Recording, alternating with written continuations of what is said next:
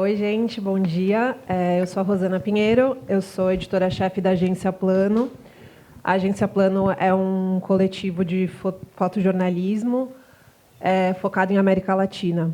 Então, nós temos, em toda a região, mais de 100 pessoas, e essas fotógrafas e fotógrafos, eles fazem um trabalho de integração da América Latina, publicando conteúdos no nosso site, Instagram e Facebook, que vocês não vão ver em outros lugares, em outros meios aqui no Brasil. Então, a gente acompanhou, por exemplo, a queda do presidente da Guatemala em 2015, a gente acompanhou o movimento dos professores do México, do estado de Chiapas, em 2016. Então, são coisas que a gente não consegue ler nos jornais aqui.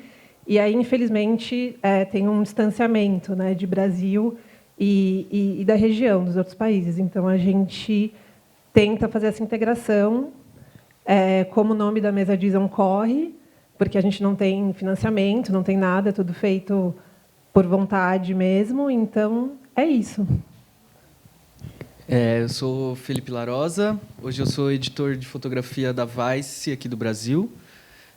Para quem não conhece a Vice é uma revista dos Estados Unidos, hoje a sede é nos Estados Unidos, né? Ela foi fundada no Canadá, e ela eu acho que é um grande exemplo de uma mídia que começou alternativa, né? A Vice começa como um zine punk, e hoje é uma das maiores mídias voltadas para um público jovem do mundo. Assim, tem escritórios espalhados pelo mundo inteiro e tal, e eu represento a parte de fotografia aqui no Brasil. Antes de eu entrar lá, assim como nossos colegas ao lado, eu trabalhei como fotojornalista, fiz o meu corre sozinho pela rua, etc, etc, etc. Tem uma história toda aí nessa parada. E na Vice, além de editar, eu também produzo conteúdo visual, audiovisual, fotografia, vídeo e coisas desse tipo. E acho que é por aí, a gente vai trocando ideia no caminho aí. Eu sou o André Lucas, eu sou do coletivo Choque Documental. O coletivo aborda temas de direitos humanos, causas sociais, e a gente busca muito aprofundar esses temas fora da mídia comum. E a gente produz esse material, somos 4 fotógrafos e um na Alemanha, e contar mais essas histórias das pessoas mais aprofundadas, diferente da mídia comum tradicional, né? É isso. Sou a Tuane Fernandes. Eu iniciei faz pouquíssimo tempo na rua e eu consegui o espaço através da mídia independente, o Mídia Ninja, não sei se alguns conhecem. Através do Mídia Ninja eu consigo mostrar o meu trabalho e também botar em prática toda a minha militância através, né, do mediativismo. Então, enfim, tive experiências loucas. Ainda estou aprendendo ainda como funciona o fotojornalismo tradicional, né?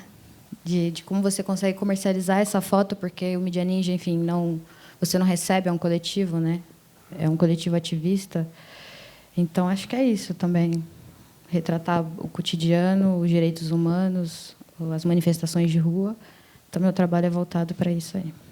Eu começo já fazendo um questionamento, acho que até para os 4, acho que vocês têm uma ideia bem legal do que é isso. Eu queria perguntar para vocês como que vocês enxergam esse trabalho dos coletivos, dessa nova imprensa que está surgindo, e como vocês enxergam que a mídia tradicional se comporta? Por que se abriu esse espaço, né? Por que tem crescido esse espaço? Queria que vocês comentassem um pouquinho sobre isso.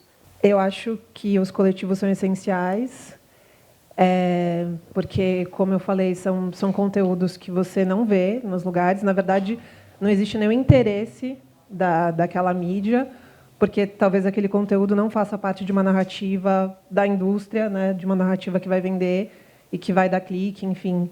Então, eu acho que, no caso da Agência Plano, a gente conseguiu até criar a necessidade, mostrar o conteúdo e alguns meios de comunicação falarem: isso é legal, a gente quer.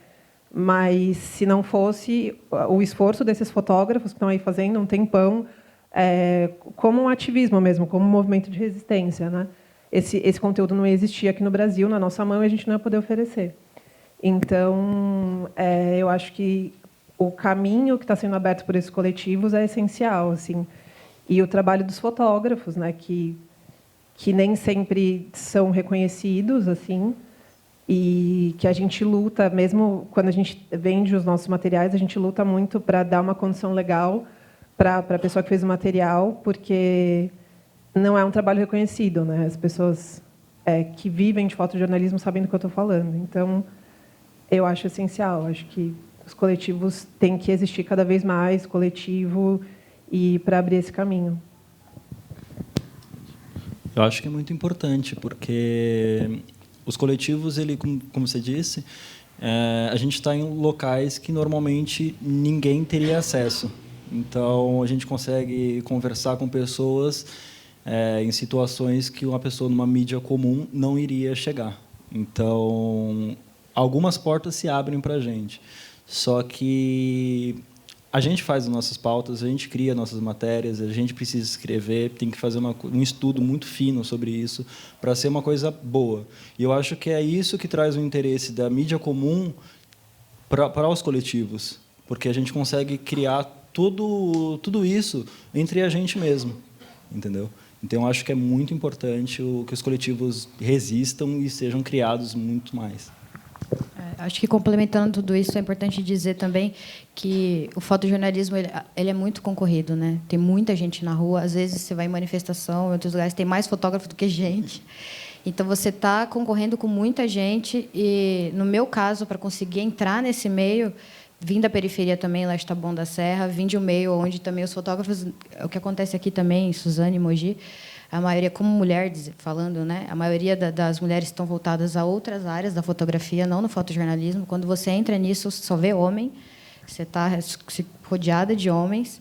E E para entrar no jornal, para conseguir publicar, para conseguir visibilidade, é muito complicado. Então, os coletivos vêm exatamente, acho que, para isso, para conseguir abrir esse espaço para você conseguir mostrar seu trabalho e mostrar que você existe ali naquela cena de fato. Então, eu acho que, além da editoria do próprio jornal, que o coletivo vem trazendo outras histórias, também tem a possibilidade de você estar ali, né? De você existir, de fato, no que está acontecendo. Eu acho que eu provavelmente fui uma das primeiras pessoas da imprensa brasileira a consumir material dessa galera, né? Assim, não sei, eu acho que foi. Talvez porque eu seja um editor jovem, o que é bem raro na imprensa brasileira também. A maioria dos editores são mais velhos do que eu. Eu tenho 30, vou fazer 31 semana que vem, mas a maioria da galera já tem mais, assim. Então e também pelo meu histórico, assim, né, eu estava presente na criação dos primeiros coletivos de São Paulo, enfim, eu estava na rua nesse momento em que as coisas estavam acontecendo, então eu já sabia que aquilo ali ia ser algo que ia fazer alguma diferença em algum momento. Então, quando eu fui para lá, uma das primeiras coisas que eu fiz foi começar a apresentar o trabalho da galera. O primeiro coletivo que eu realmente peguei para trabalhar foi o pessoal do Rua. Eles já tinham um histórico de profissionais mais voltados ao fotojornalismo, com experiência de já ter trabalhado em imprensa, mas eles conseguiram ali somar a linguagem de pessoas que tinham jeitos muito diferentes de enxergar a fotografia. Então, sei lá, para uma determinada pauta, eu conseguia direcionar para um determinado fotógrafo daquele coletivo. Eu também trabalhei bastante com o coletivo do André, né? Eles têm uma pegada mais factual, jornalismo de pegada mesmo, né? Tinham até pouco tempo atrás, agora estão virando para um lado mais histórias longas. Mas a gente trabalhou bastante com eles e tudo mais. A Tuane, eu sempre tentei roubar ela do Media Ninja ali, ficava... Foi a primeira vez que eu vendi foto na vida, foi para Vice. Tipo, eu fui lá atrás dela, falei, Tuane, quero comprar uma foto sua. Aí foi mó treta, porque tipo, ela ainda não sabia direito como vender a foto. E aí, enfim, tinha o Media Ninja que queria aquelas fotos também e tal. E eu vivia enchendo o saco dela várias vezes. Eu vou lá no inbox dela, Tuane, me vende umas fotos aí. Mando foto para cá. Não deu muito certo ainda nossas negociações, mas a gente sempre está ali, né? E, para além disso, eu acho que assim, um ponto importante para se olhar nesse negócio dos coletivos, né? Eu sei que os fotógrafos e fotógrafas que fazem parte disso estão pensando na fotografia, mas eu acho que também é preciso pensar no mercado da fotografia, né? Os coletivos eles vêm influenciados pelo mercado. Esse problema das agências pagarem muito pouco foi também o que me influenciou a sair dessa parada de agência e fui buscar meu caminho. Eu não fui pelo lado dos coletivos, eu fui sozinho, que sei lá eu por quê também, e aí acabei achando o meu lado. Mas a galera que saiu inicialmente saiu por conta de um problema do mercado, né? O mercado pagava muito pouco, não dava condições trabalhistas, então você não tem um vínculo com a agência. Se você morrer trabalhando para a agência, morreu. Já era. Os caras não te dão um centavo, nada, nem...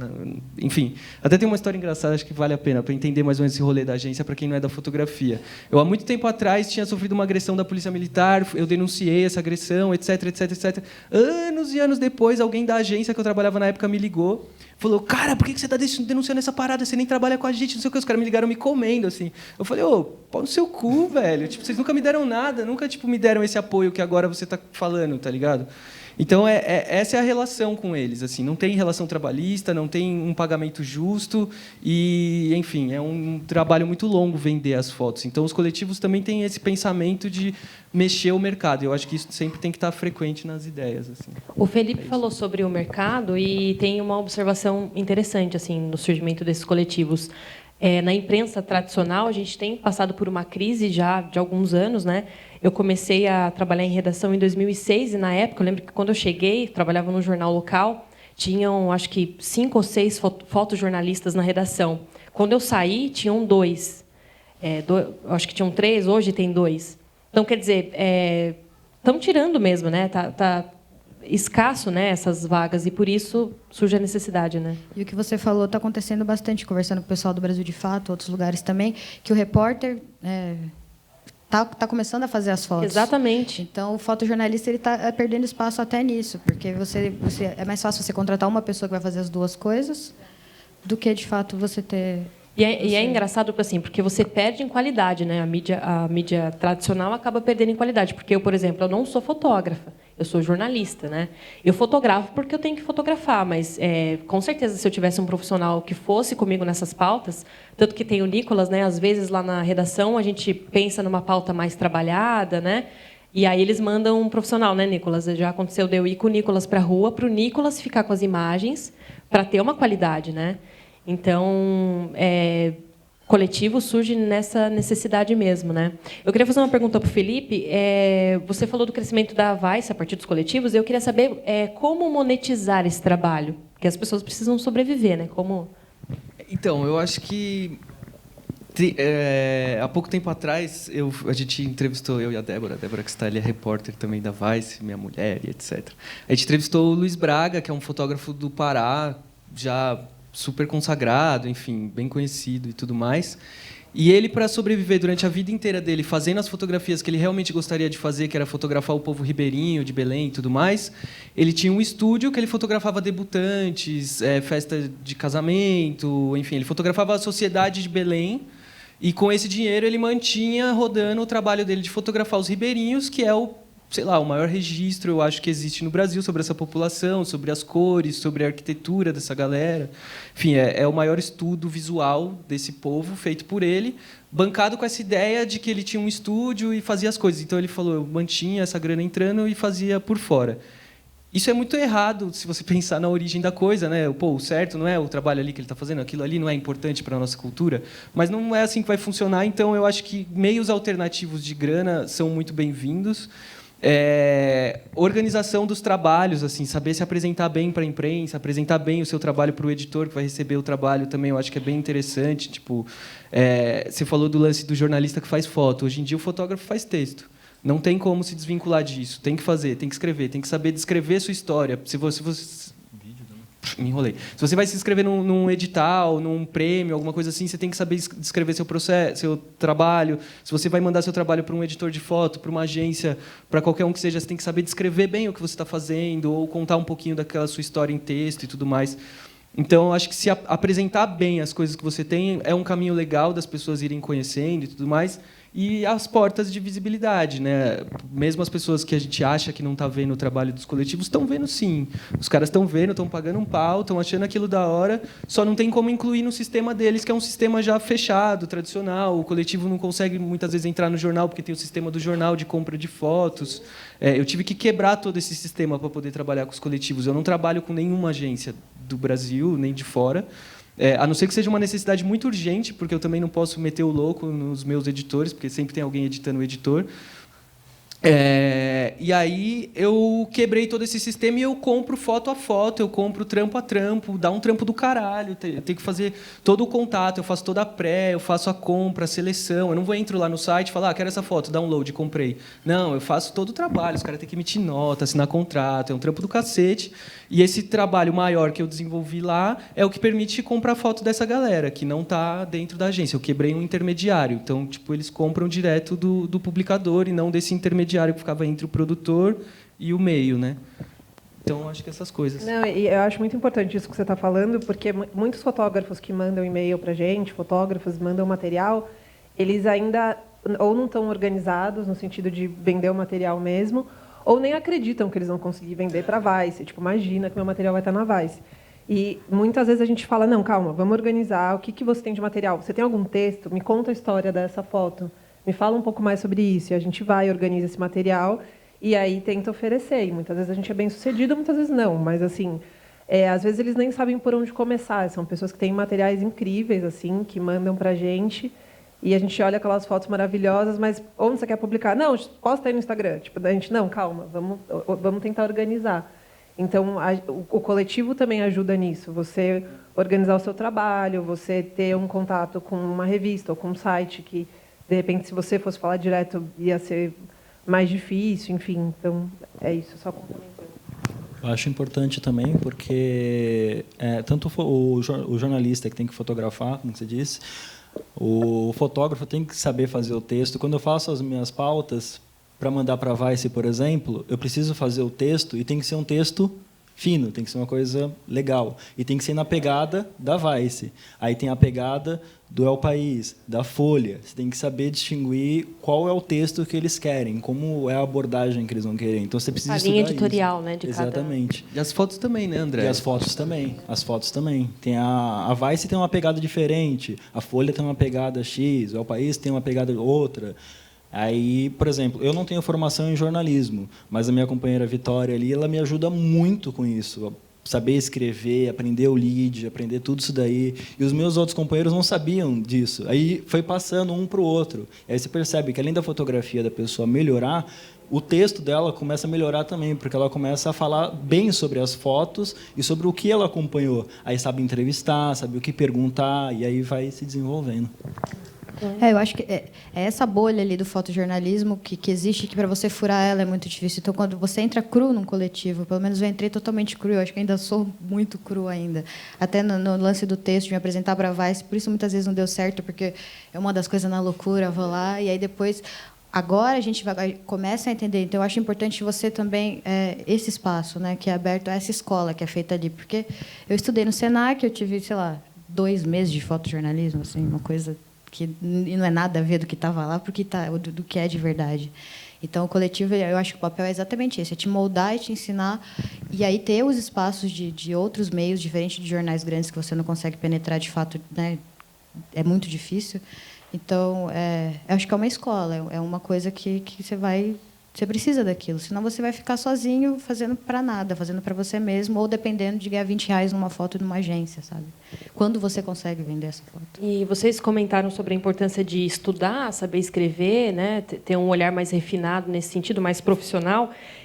O André venceu o prêmio Vladimir Herzog, né, de Direitos Humanos. Eu queria que você falasse um pouquinho sobre essa preocupação com o conteúdo que o coletivo oferece, né? Como que é feita essa preparação? Então, a gente no começo, tanto que Clarose comentou agora, que a gente está passando por uma reestruturação, porque no começo a gente abordava muitos temas de protestos, era uma coisa muito batida, etc. E nós fomos muito marcados com isso, entendeu? Então, o policial já sabia quem era, tal. Você passa informação para não sei quem. E não, a gente estava ali trabalhando, estava na linha de frente, a gente tinha contato tanto com quem atirava a pedra quanto quem dava o tiro, porque a gente está nesse meio todo dia. Aí a nossa preocupação foi essa: vamos parar de fazer protesto direto, porque saturou, já está uma coisa saturada, e vamos começar a buscar temas, histórias, vamos buscar pessoas, vamos contar o sonho das pessoas, vamos falar o que as pessoas têm para dizer, vamos documentar isso. E aí foi a nossa preocupação de passar por essa reestruturação. O Douglas, na Alemanha, também, ele estava muito pilhado de não tinha protesto, não tinha nada lá acontecendo, ele ficou esperando o G20 acontecer. Eu peguei e falei assim, cara, você está na Alemanha, está acontecendo um monte de coisa aí fora os protestos, vamos buscar esses outros temas. Aí a gente conversando, fazendo live, conversando direto, tal. Aí ele começou a desenvolver os temas dele lá. A fotografia dele melhorou muito com isso. E aí você começa a perceber como que a pessoa vai mudando através dessas reestruturações do coletivo, entendeu? E é importante pra caramba. A Rosana conseguiu observar na mídia tradicional uma mudança de comportamento depois do surgimento da Agência Plano? O que você acha? Você acha que mudou um pouquinho? Talvez a mídia tenha pensado, vamos prestar atenção nesse nicho, nessas histórias, ou não? Eu acho que não. Eu acho que não. Assim, em termos de América Latina, eu acho que a gente não vê notícias dos países.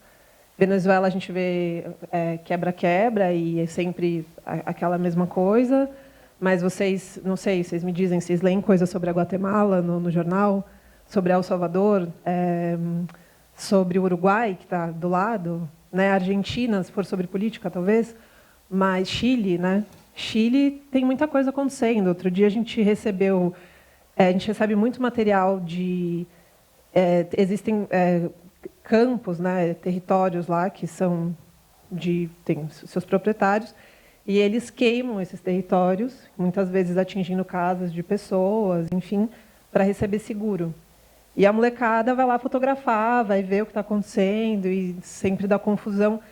Alguém sabia disso aqui no Brasil, sabe? São coisas que a gente não tem contato, assim. E daí, quando você lê o jornal, tem um monte de coisa sobre Estados Unidos, Europa, tem uma cobertura bacana, até o Oriente Médio, eu acho, mas a América Latina eu não vejo, assim, não vejo nenhuma mudança, não vejo interesse das pessoas divulgarem esses assuntos. A luta estudantil no Chile, um negócio incrível, assim, está acontecendo agora, hoje eu recebi foto, entendeu?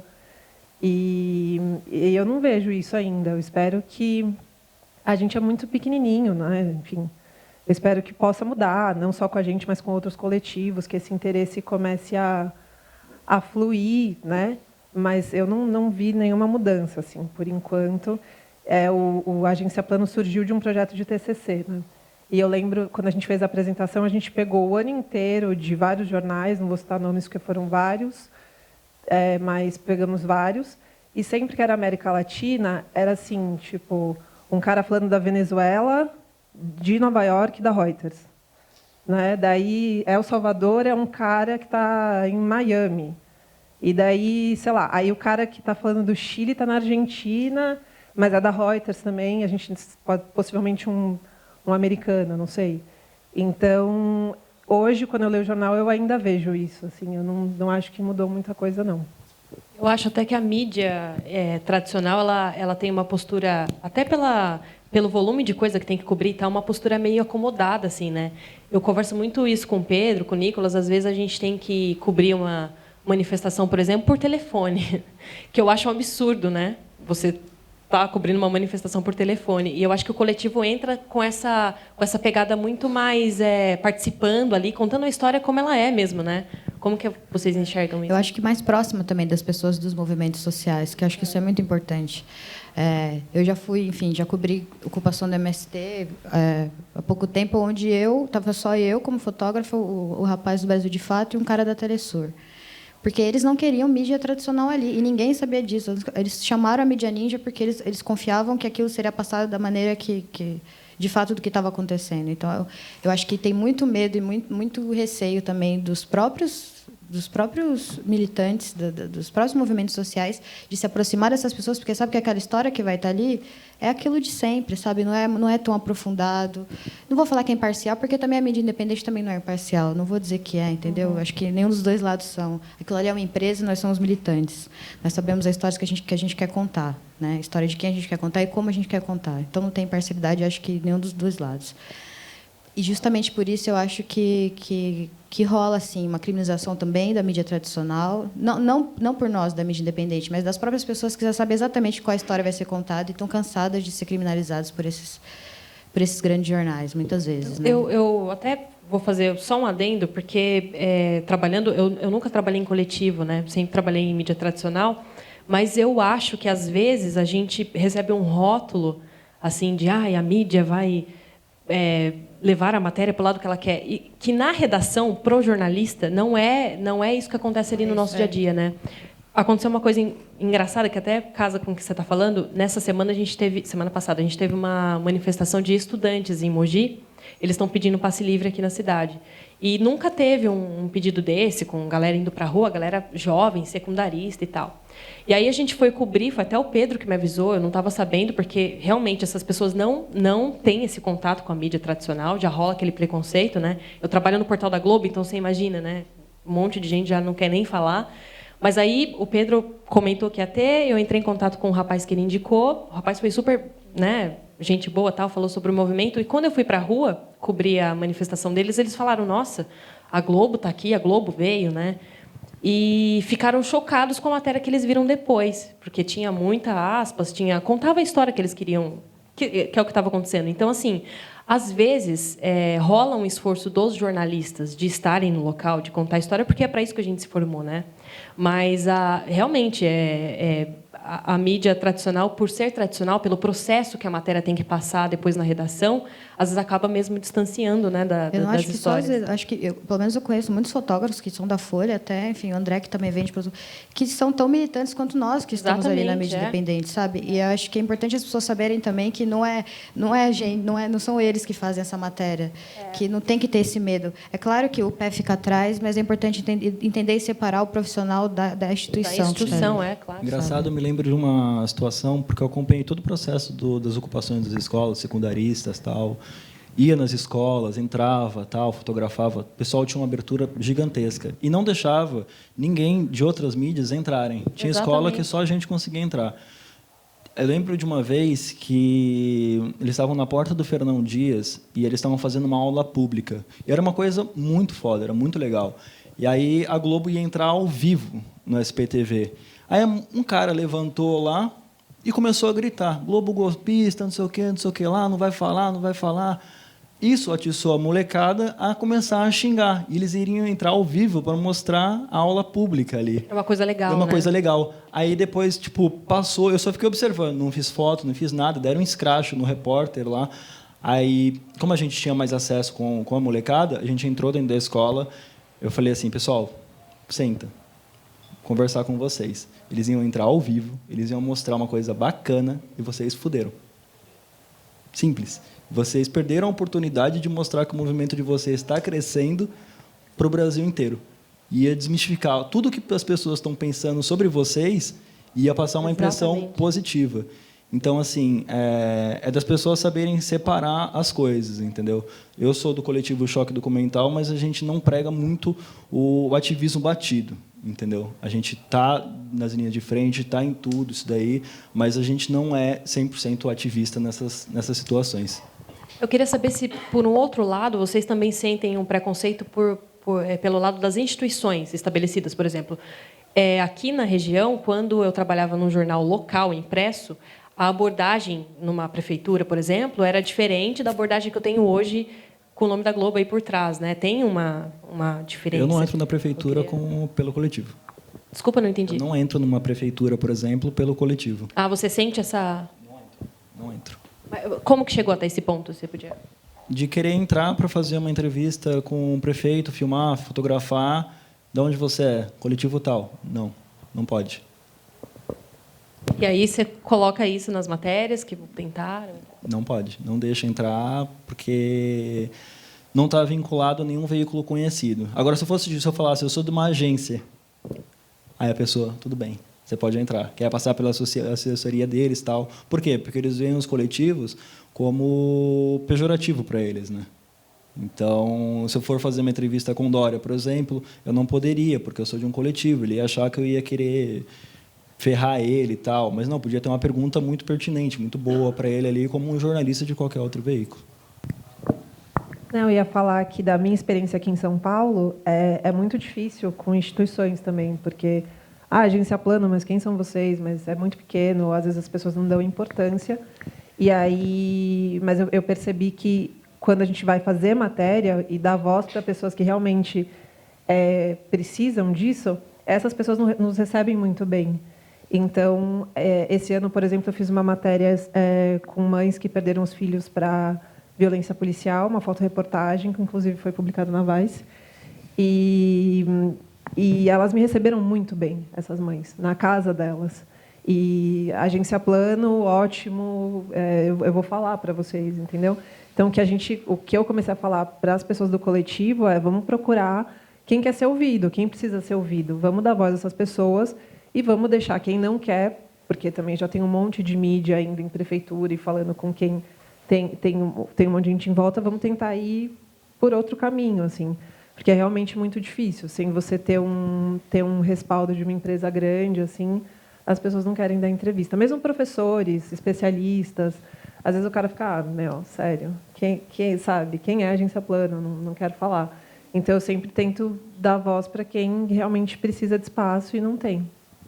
Mas mesmo a gente na Vice é difícil, tá ligado? Tipo, a gente conseguiu uma entrevista com o Haddad porque a assessoria de imprensa dele tinha não lembro se era uma mulher ou era um cara que conhecia e que falou, não, esse barato fala com o seu público, velho, se liga, vai falar com eles, dá essa entrevista. Foi uma coisa meio assim, sei lá, tinha alguém lá que sabia quem era a gente que falou, não, tu tem que dar essa entrevista. E a gente conseguiu entrevistar ele. Aí, sei lá, a Polícia Militar, por exemplo, teve uma época que eles davam mais entrevista, né? Lembra? Que, sei lá, tem o Coronel Maceira, que estava todo... quero falar com as mídias mais alternativas, eu acho que tem que ter a voz da polícia lá e tal. Ele deu uma entrevista e nunca mais, tá ligado? Então, é difícil pra gente também. Eu acho que também deve ser difícil para o pessoal do G1, assim, essa parada de entradas. Eu acho que tem bastante habilidade do próprio repórter mesmo. Eu acho que... Tem repórter que entra onde ninguém vai entrar, ele por ele mesmo, e é isso aí. Ou, sei lá, a Tuane pelo Mídia Ninja. Tipo, eu sei que o Mídia Ninja fez com que ela conseguisse estar lá nas ocupações do MST que teve agora. Mas eu aposto que se ela chegasse como Tuane para algum líder do MST e mostrasse o trabalho que ela fez, ela entrava também, tá ligado? Não foi o ninja que botou ela lá, é ela que se botou lá. Então eu acho que tem essa parada, assim, eu acho que também Não, tem e muito das pessoas. eu trabalhei em redação só em TV, né? E uma época eu trabalhei na TV Gazeta, lá em São Paulo, que é uma TV pequena. E eu lembro, é isso mesmo, até eu ligava para as pessoas, para dar uma entrevista aqui para a TV Gazeta. É a SPTV? Não, TV Gazeta. Mas vai passar, então, no SPTV. O que você vai? Não, vai passar na TV Gazeta, Canal 11 e tal. E, assim, a TV Gazeta é pequena, mas é grande, é na Fundação Casper Libero, um negócio. E tem isso, assim, porque também tem a nossa cultura de ter esses grupos de mídia que as pessoas estão acostumadas, né? Então, são esses nomes que você fala, isso é jornalismo. E daí, quando você fala TV Gazeta, a pessoa pensa, sei lá, na Mama Brusqueta. E eu estava lá no jornal fazendo jornalismo, né? Tentando fazer, e era muito difícil mesmo. E é engraçado que assim, até a nossa abordagem aqui regional tem pauta que eu me apresento como Jamile do G1, da Globo. E tem pauta que eu tenho que me apresentar Jamile de Mogi, da TV Diário. Porque, senão, eu não consigo acesso às pessoas, né? Eu fiz uma matéria sobre as chacinas que teve aqui entre 2013 e 2015, e a gente não estava conseguindo achar as mães das vítimas, né, da molecada que morreu. E a gente não conseguia falar com as famílias porque era Globo. Elas não queriam falar. E aí rolou todo um trabalho por fora para conversar com uma pessoa que pudesse intervir, conversar com essas mulheres antes, e primeiro apresentar o meu trabalho, outras matérias que eu já tinha feito sobre causas sociais e tal, para conseguir chegar nessas mulheres. Então, quer dizer, eu acho que rola essa dificuldade em vários níveis, né? Eu senti muito isso daí quando eu fui fazer... Eu faço freela para o UOL também, e eu fui na Cracolândia fazer umas histórias lá. E quando a gente ia abordar algum usuário, alguma família, alguma pessoa que morava lá e falava que era do UOL, a pessoa já ficava meio... não quero falar.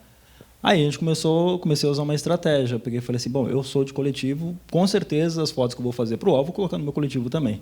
Então, eu vou falar, olha, eu sou do coletivo Choque Documental, mostrei meu trabalho para a pessoa, só que aí eu tenho que ter uma confiança muito grande na repórter, porque o que ela for escrever pode acabar com tudo o que eu construí de contato, de noite sem dormir, etc., para conseguir a fonte. Fonte, né? Eu queria... Quer falar? Eu queria também falar um pouquinho com vocês sobre quem recebe o produto de vocês, né? Quem está lá lendo, consumindo tudo que vocês produzem. Qual que é o perfil desse público? Pode ir. Eu acho que, no caso da Agência Plano, os próprios fotojornalistas curtem, um troca trabalho com o outro, então é um grande público assim que segue a gente, que gosta de ver os trabalhos e conhecer mais. Estudante, muito mesmo, não só de jornalismo e fotografia, mas de estudantes em geral curtem muito, assim, os secundaristas seguem a gente e tudo isso.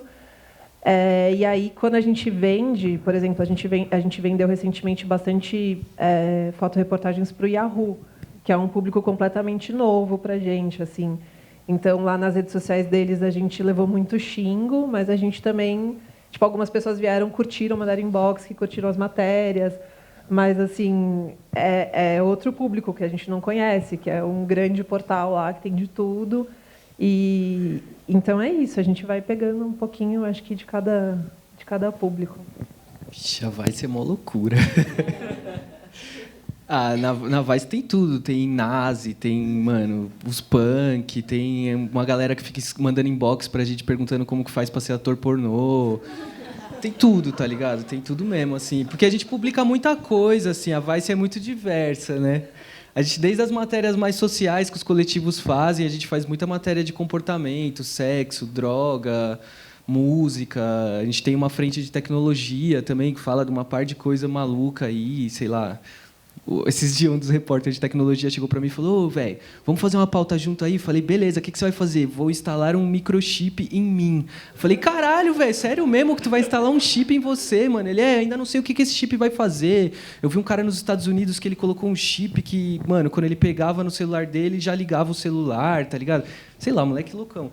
E aí, então tem de tudo lá, né? Não sei, não dá para ter uma ideia, assim, mas diria que é uma galera mais jovem, assim, de todos os ambientes.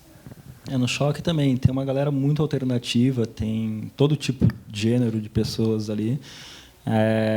Não dá para especificar muito bem quantidade de pessoas, dos estilos de pessoas, mas bastante secundarista, bastante pessoa ativista, tem bastante policial também, bastante. Enfim, é uma galera punk que tem.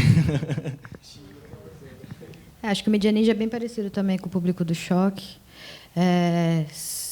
Eu acho que a molecada mesmo, o pessoal que está mais ligado com a situação na política do país, porque o Mídia Ninja está em tudo, assim. Qualquer um que você vai lá, os caras estão lá, a gente é quase onipresente, né? Tem de todo mundo e tem níveis, assim. Tem pessoal que é mais Mídia Ninja mesmo, que faz parte daquele coletivo de fato. Eu sou só uma colaboradora. Por isso que as pessoas me vinculam muito à minha imagem, ao Mídia Ninja, só que eu, de fato, eu sou uma colaboradora deles. Eu não faço parte da Fora do Eixo, eu não falo por eles, eu falo por mim, entendeu? Então, tem que ter essa divisão muito clara. Mas, para além, acho que do público ativista que está acompanhando a Mídia Ninja, também tem os novos fotógrafos, porque encontram ali, como eu já disse, um espaço para conseguir trabalhar, né? O Mídia Ninja ele não é um emprego, não é um trabalho. Eu não bato cartão, eu sou obrigada a fazer o que eu quero. Eu vou nas pautas que me agradam. Se eles me usam, como eu já ouvi muitas vezes, eu também uso eles. Eu não estaria aqui se eu não tivesse tido também essa janela. Eu poderia estar como vocês estão e não tiveram que passar por isso, mas o meu caminho eu consegui por aí. Tem muita gente que está ali do meu lado na rua que é muito foda e que também não consegue espaço nem na Vice, nem em nenhum jornal, nem em nenhum lugar, porque, de fato, é um meio muito foda. E você precisa conhecer alguém sempre. E ser de Mídia Ninja não tira o seu mérito. Não tira. E isso do preconceito que eu também queria falar antes, a gente também sofre. Eu sofro preconceito por ser da Mídia Ninja, como se eu não fosse uma profissional, como se meu trabalho fosse uma bosta, como se eu fosse uma escrava e aceitasse ser passada para trás, tudo isso. E, de fato, mas eu acho que a discussão entre ser esse trabalho escravo e ser usada por eles, isso poderia não acontecer se não existisse a panela dentro do fotojornalismo, se todo mundo tivesse o acesso a tudo sempre, se você não precisasse ter sempre alguém que te indicasse. Então, se o pessoal da periferia também tivesse acesso a tudo isso, enfim, eu acho que dentro da Mídia Ninja, como dos jornalistas livres também que eu faço parte, você vê os secundaristas também dentro das ocupações fazendo aquelas coberturas. É isso, abrir o espaço para todo mundo ir lá contar a história, porque tem um boom, sabe? Tudo que a gente achou que ia acontecer lá atrás na ditadura está acontecendo agora aqui na nossa cara. Então é importante ter esses coletivos. Eu acho a Mídia Ninja, os jornalistas livres, o Choque, enfim, qualquer outro coletivo é importante para poder contar essa história e não ficar dependendo sempre dos senhores que estão lá em cima para contar essa história da gente. Show de bola, gente. A gente vai começar a abrir para perguntas. Eu queria fazer uma pergunta para vocês. Vocês falaram, acho que todo mundo aí falou que o público é um público jovem, né? Sempre tem, né? Vai ser a loucura, mas enfim, é jovem. Vocês acham que esse trabalho que vocês fazem hoje, ele vai mudar um pouco essa cabeça desses jovens que hoje acompanham vocês, daqui a algum tempo eles vão ser mais jovens, né? Você acha que esse trabalho que vocês fazem vai mudar esse conceito? Essa é a ideia, né, a princípio?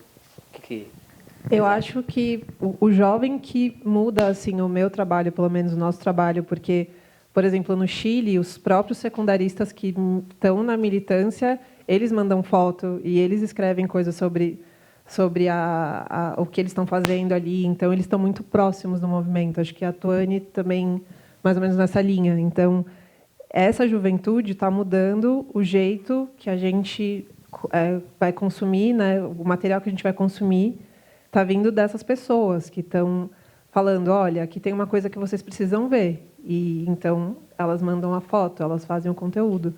Então acho que é esse caminho, assim, mais ou menos.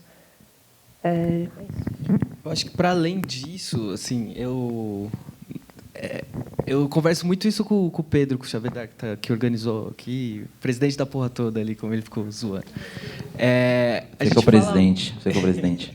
A gente conversa muito sobre essa parada do fomento da fotografia, assim, do tipo do quão a gente precisa espalhar o que a gente produz, assim, do quanto a gente precisa de vários caminhos. É muito o que a Tuane falou. É óbvio que não vai dar para todo mundo publicar na Vice, é óbvio que não vai dar para todo mundo publicar, principalmente na Folha, nos outros veículos, G1, seja qual for. Não tem espaço para todo mundo, isso é um fato, tá ligado? Tem muito mais profissionais do que vagas. Quando eu fui procurar meus primeiros empregos em jornais, pelo amor de Deus, mano, eu tinha, sei lá, dá desespero, não dá não? Vocês também estão ligados bem como é que é isso. Eu lembro de ter gravado tipo uma imagem de um... Eu gravei uma imagem que passou no Jornal Nacional, etc., da Polícia Militar invadindo um hotel e tudo mais. A Folha era uma imagem que ninguém no mundo tinha, tipo... Minutos depois que a Folha me ofereceu 200 conto pela imagem, a Reuters me ligou, agências da Alemanha me ligaram. Tipo, virou uma loucura essa imagem, porque eu cedi de graça para o Jornal Nacional, porque eu não tinha espaço e eu queria entrar de alguma forma. É o que a Tuane está falando. Tipo, não é os caras que usam ela também usa o espaço que eles fornecem. Então, tipo, entre ganhar R$200 da Folha, quanto custa um anúncio publicitário no Jornal Nacional? Sei lá. Muita grana. E a minha exigência com os caras foi, mano, vocês vão exibir minha imagem, mas eu quero meu nome muito claro que essa imagem é minha, senão eu processo vocês na sequência. E aí, tipo, toda a exibição da minha imagem tinha o nome ali, pá, enfim, isso mudou o game pra mim, tá ligado? Mas essa galera toda que está nessa situação totalmente adversa está construindo uma outra parada que nunca existiu. Essa parada que essa galera está construindo, daqui a anos, vai ter que ser representada como a geração que fez essa parada. Eu brinco muito que é a geração 2013, tá ligado? 2013 é uma quebra na fotografia nacional, surge um monte de gente, depois começa a surgir mais um monte de gente em consequência do que surgiu ali em 2013, toda essa organização dos coletivos, uma mana organizando o primeiro coletivo de meninas do Brasil, sei lá, se não da América Latina, não sei se tinha outros antes. Mas, enfim, toda essa mudança no sistema vai influenciar no que é a fotografia brasileira daqui para frente. Ninguém mais vai fazer fotografia de rua de outro jeito ou do mesmo jeito depois que o Selva existiu, depois que o Rua existiu, depois que o Mamana existiu, nenhuma outra menina vai pensar em fotografia sem pensar na existência delas. Isso vai influenciar a fotografia. A grande população, em geral, quem gosta de arte ou quem se interessa por essa arte vai conhecer isso, vai ter contato, vai ser influenciado, etc. Essa meninada toda dos coletivos e dos movimentos sociais que circularam nessa fotografia também vão ser influenciadas e isso vai construir uma nova fotografia brasileira. Assim, eu acho que essa geração ainda vai ganhar um nome, ainda vai ser representada como, sei lá, a Semana de Arte Moderna de 22, tá ligado? Essa molecada é a nossa esperança, né, para a fotografia brasileira. É bem grande isso. Eu lembro que, na época das ocupações, o pessoal queria muito aprender sobre fotografia tal, e tinha as aulas públicas, a gente podia lá ensinar eles tal, e a gente fazia diariamente assim aulas sobre fotografia, ensinava as pessoas a fotografar, jogava a nossa câmera, tipo, dava confiança para a pessoa, para ela se sentir confiante e um dia poder pegar numa câmera e fazer o mesmo trabalho. E aí, depois de um tempo, tipo, isso aí foi em 2015, agora eu vejo tipo, um monte de menina daquela época com câmera na mão, fazendo ensaio delas mesmas, ou de protesto, ou de outras coisas, fazendo ensaios. E eu acho isso muito bacana, porque vai criando outros coletivos. Eu lembro que, em 2016, eu fui fotografar uma ocupação em Osasco que pegou fogo, e a gente foi depois do incêndio, tipo, todo mundo fotografou incêndio, a gente decidiu ir depois, para mostrar o que iria acontecer com essas famílias, como que eles iam passar aquela madrugada, e passamos o perrengue junto com eles. Mostramos a reconstrução da ocupação, tudo isso. E eles questionavam para a gente onde que essas fotos estão indo, tal, não sei o que lá, e a gente mostrou o coletivo para eles. E aí, tipo, passou uns meses, tal, a coordenadora chegou para a gente e falou, olha, a gente criou um coletivo da ocupação, você pode ajudar a gente? Aí a gente pegou, sentou junto com eles, faz isso, tal, faz desse jeito aqui que vai ficar melhor. Não, mas esse jeito aqui... Não, esse jeito não vai ficar bom, faz desse outro jeito aqui. Aí a pessoa já começa a criar uma linha para ela conseguir seguir e fotografar a sua comunidade, entendeu? Então foi criado um coletivo de uma comunidade que vai se autofotografar. Isso daí eu achei muito sensacional. Exatamente. Exatamente. É o olhar deles. É a visão que eles têm deles mesmos para as pessoas, entendeu? São as pessoas contando as suas próprias histórias, assim. Vai abrindo espaço para tudo. Né? Acho que esse boom que está acontecendo aí nas ruas é isso. E quando você vê os coletivos, você vê que essa história sendo contada é totalmente diferente. Acho que essa que é a graça, porque é a gente que está contando. sabe? É o militante que está ali fazendo aquilo, porque aquilo também contempla ele, de certa forma. Diferente, claro que nos jornais tem, mas o que eu estou dizendo é que toda a construção desse coletivo, ela te leva para outra coisa, para uma coisa além, para uma coisa além de uma editoria que você tem que respeitar. Porque é você que está fazendo aquilo, é você que está contando a história. Então, você não tem regra. Porque é isso, não tem regra, você não tem que respeitar, não, sabe? Você não responde a ninguém, você responde a você, ao seu coletivo e ao que você acredita, que o caminho que deve ser levado. E eu acho que estar em coletivo também te dá a chance de estar no lugar certo na hora certa, né? A impressão que eu tenho é que as fotos de coletivo são tão não desvalorizando quem trabalha na imprensa tradicional, mas a gente às vezes fica preso ali na pauta que já está marcada, né? E deixa de ver o que está acontecendo espontaneamente, né? Eu acho que essas fotos de coletivo são tão verdadeiras por isso, né? Você está na hora certa, no lugar certo. Em algumas situações, por exemplo, quando você está na Folha, você tem condições de chegar a determinado local com uma velocidade maior. Por quê? Vamos fretar um avião, um helicóptero, ou o que for. Você do coletivo, você precisa se bancar. E o pessoal em volta de você te fortalecer para você conseguir chegar até lá. Às vezes você não tem dinheiro para chegar num local X, porque, é muito caro. Então, como que você vai para lá? Entendeu? Então, tem esse termo também que tem essa facilidade dos contatos, mas essa dificuldade também de verba, entendeu? Eu ia falar, também tem a facilidade de, às vezes, você está no lugar onde a pauta está acontecendo. Não precisa ser uma manifestação, mas, de repente, você mora numa cidade, não sei, que tem uma questão X e você está lá. Você vive aquele problema. Então, é muito mais fácil você fazer essa pauta do que a Folha, tentar lá da redação, escrever uma pauta, já tentando imaginar como vai ser, né, e falando horário, não sei o que, uma coisa mega quadrada para chegar lá e transformar em realidade. Então, acho que nesse sentido, às vezes a gente leva vantagem, porque a pessoa já está ali no lugar, vive aquilo, exatamente. Pergunta.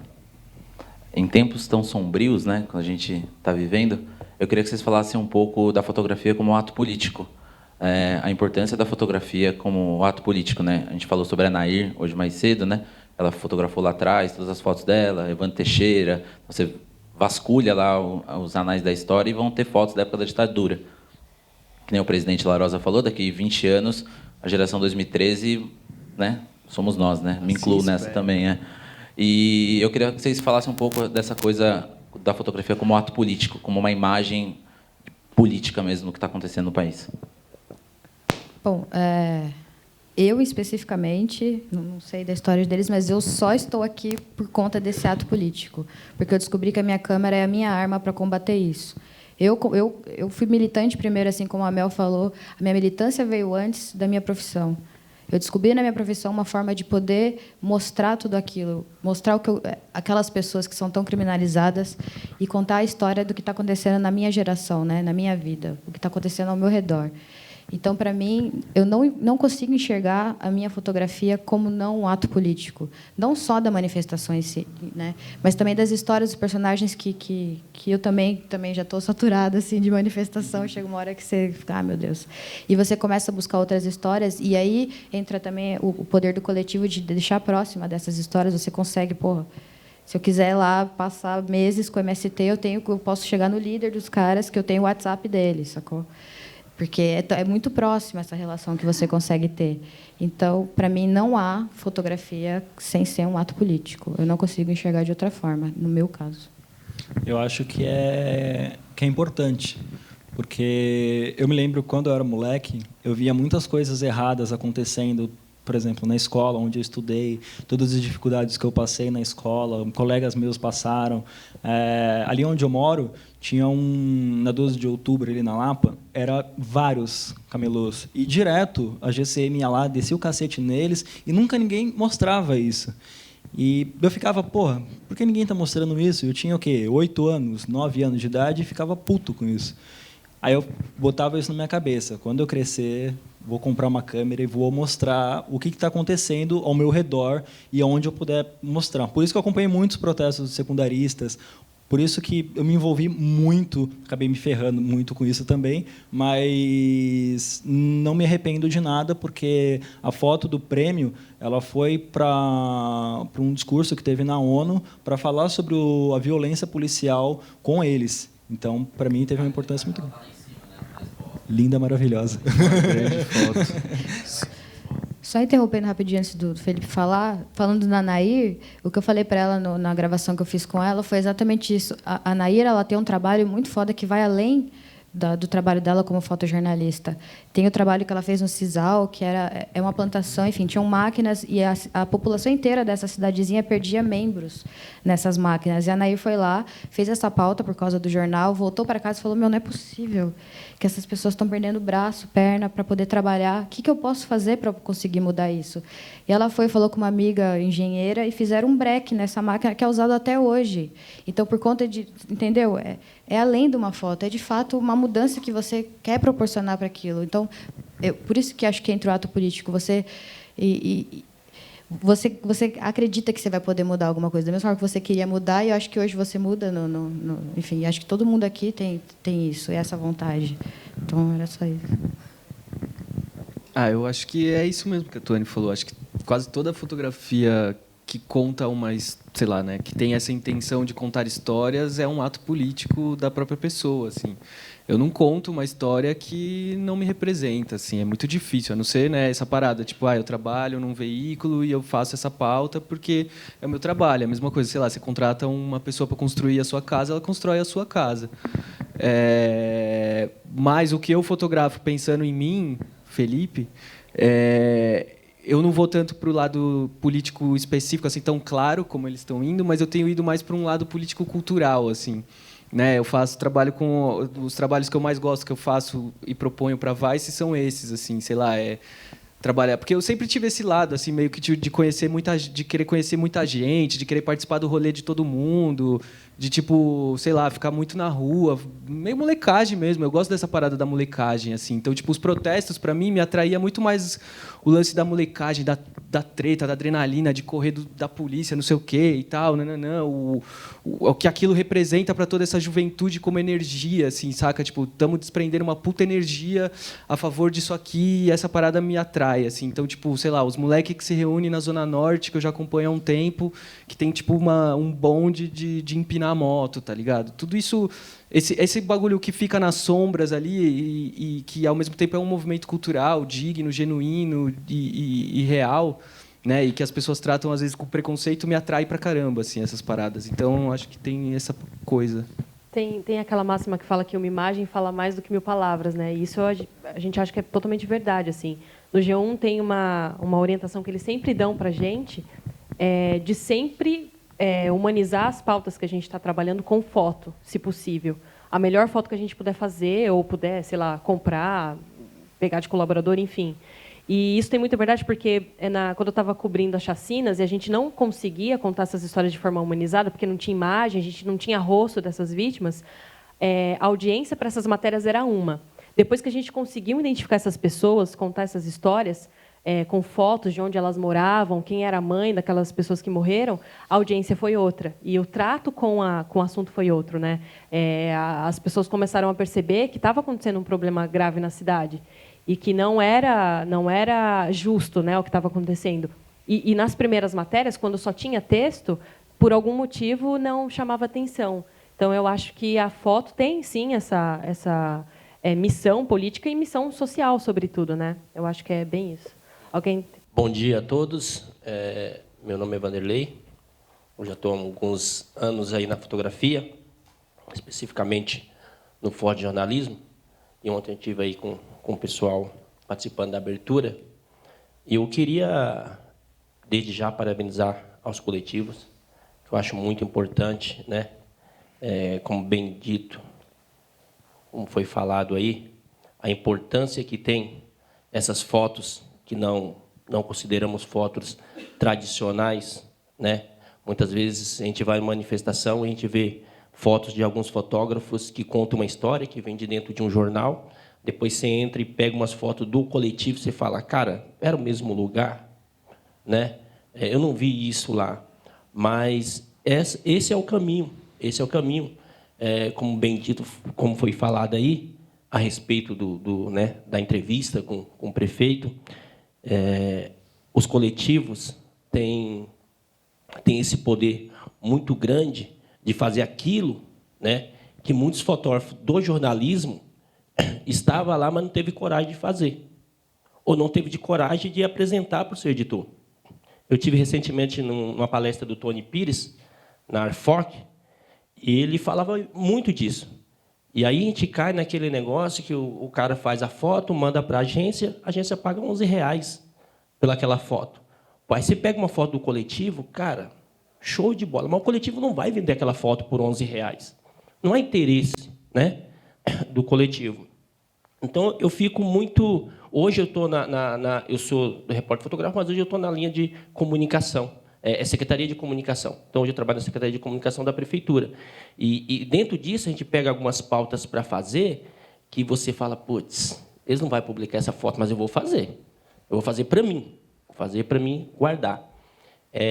Então, a minha pergunta é, para todos os coletivos, qual a preocupação que vocês têm hoje, diante desse atual governo, que vem calando muitas coisas, até grandes mídias estão se tentando fazer, e o coletivo, queira sim, queira não, infernizam a vida deles, no modo de dizer, no modo de colocar as fotos, no modo de cobrir. Alguns governantes não gostam disso. Então, qual que é a minha pergunta? Os coletivos pensam nisso, né? Poxa, nós não vamos ser calados, nós não podemos ser calados. Então, eu queria saber de vocês se há um movimento de vocês se proteger, né, disso, né, porque é um caminho. É um caminho muito triste, porque isso pode acontecer no nosso país. Daqui a uns dias, baixar um decreto lá que os coletivos não podem mais. Né? Isso não quer dizer que vai falar, não, eu não vou fazer. Nós vamos fazer, mas vamos tomar borrachada pra cacete, que já vem acontecendo. Então, a minha pergunta é essa. Os coletivos têm essa preocupação? A gente já toma muita borrachada. É o que mais toma. Muita borrachada. Assim, eu queria evitar, André, de falar sobre política, essas coisas, porque, enfim, N's históricos. Mas já fui preso fotografando, já fui agredido, já perdi equipamento, tudo isso. Enfim, não tenham medo de fazer isso, porque é o que eu faço, é o que eu gosto de fazer. E se for incomodar o político, vai estar incomodando o manifestante também, vai estar incomodando quem for, entendeu? Eu tenho que fazer o meu papel, independente de quem se incomode com isso. Porque, como eu disse no começo, eu faço quem taca a pedra como quem dá o tiro. Então, não me preocupo com esse tipo de coisa, assim, porque eu vou estar lá sempre fazendo. Eu também não me preocupo. Eu acho que quem tem que se preocupar são eles, porque a gente está aqui para incomodar mesmo. E quanto mais barrarem, mais a gente vai para cima, porque acho que esse é o trabalho, é isso que a gente se dispõe a fazer, entendeu? Também nunca fui presa, mas também acho que não deu tempo, né? Mas quase. Mas já apanhei também de polícia E é isso. Quanto mais incomodar, mais feliz eu fico, assim. Mais para cima eu vou. Gosto. Quero incomodar mais. Acho que está me incomodando pouco. Eu acho que se somar o número de porrada geral que está nessa sala que já tomou, meu irmão, vai dar uma conta muito louca. Mas é isso, incomoda, é um trampo, é pesado, a gente se ferra e tal, mas, sei lá, a gente gosta dessa parada, né? O Mídia Ninja, então, é perseguido até... Eu caí na besteira quando eu saí para a rua pela primeira vez, estava toda felizona, sou do Mídia Ninja, pá. Meti um mídia independente no capacete, não consigo arrancar aquela porra por nada mais. E eu sou louca, vou comprar vermelho, porque é isso mesmo, comunista, sou louca, pá. Tomei no cu, porque só tá eu de vermelho no meio daquela merda, com a mídia independente no capacete. Vem quem vem em mim, né? Claro. Então, não façam isso, crianças. Não é aconselhável. Não é aconselhável. Quer falar? Não, acho que é isso. Na mídia tradicional, a gente também tem essa... Eu não gosto de dividir muito esse negócio de mídia tradicional, tá? Mas tudo bem. A gente também se preocupa muito com isso. Assim. Por sorte, a gente está vivendo um momento no Brasil, e até no jornalismo, de lutar por um jornalismo mais transparente, tanto na denúncia, né, das coisas que estão acontecendo, quanto no nosso próprio processo de apuração. Né? Hoje a gente tem uma preocupação muito grande em, quando vai fazer uma matéria investigativa, deixar esse produto de apuração disponível para o público, né? Disponível para quem está lendo, saber como o jornalista chegou naquela informação. Eu acho que isso é muito importante. E isso dá força, né, para a nossa missão continuar e não ter tanto essa influência da censura. Ela acontece, né, em vários níveis, assim. Às vezes de forma velada. Na verdade, eu acho que na maioria das vezes de forma velada. Aquela censura que não parece censura, sabe? Aquela censura que chega assim... Uma vez eu fui cobrir uma sessão na Câmara e aí um assessor que nunca tinha falado comigo antes sabia que eu estava trabalhando numa matéria que atingiria o vereador para qual ele trabalhava. Não vou citar nomes para não rolar processo. E aí ele chegou em mim e falou assim, nossa, mas você tem certeza que você quer continuar com essa matéria? Eu acho que não é assunto para você. Né? Então, assim, ele chega de uma forma simpática, né? Com riso, né? Nossa, mas você é tão querida, você é minha amiga, me conhece há tempos, vai mesmo fazer essa matéria? E ela acontece, assim, né? E a gente precisa se unir. E eu até acho que quem trabalha na mídia tradicional se engaja muito pouco. Você vê aqui quantos jornalistas que estão dentro de redações estão aqui hoje. É muito pouco, né? A gente precisa falar mais sobre isso, se unir mais, porque o coletivo faz isso assim de uma forma muito unida e traz resultados muito bons. A gente podia melhorar muito mais a qualidade do produto que a gente leva se a gente pensasse um pouquinho mais sobre isso. Eu acho que... Eu só vou complementar uma coisa aqui que eu lembrei agora. Você falou que você trabalha aqui, local, né, e tudo mais, também, né, jornalista local. O primeiro lugar que eu trabalhei foi no Jornal de Guarulhos também.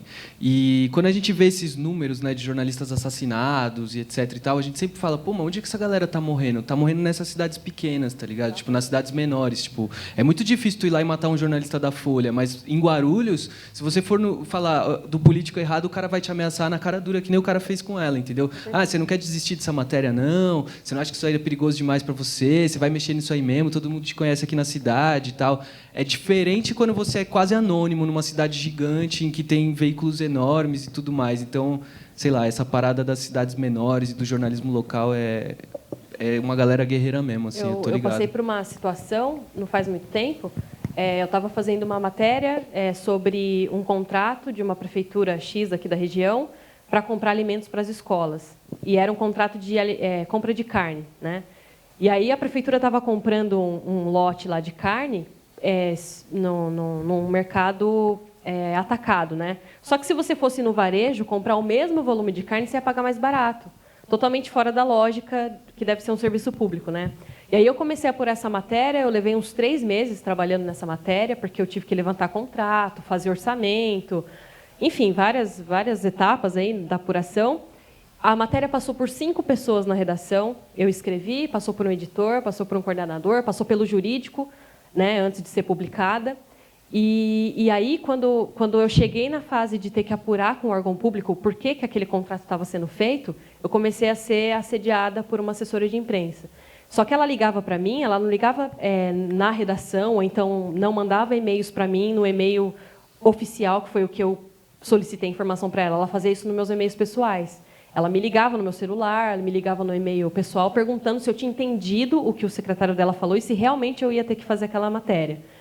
A matéria acabou saindo, né, passou por todo esse filtro, todo esse trabalho, a matéria foi publicada e foi a situação que eu passei foi assim inesperada e totalmente preocupante, assim. Essa assessora começou a me ligar várias vezes e ela chegou aí na redação, ela entrou na TV sem ser anunciada, sem qualquer impedimento, passou pela segurança, puxou uma cadeirinha, sentou do meu lado e falou assim: abre para mim os seus materiais de apuração que eu quero ver.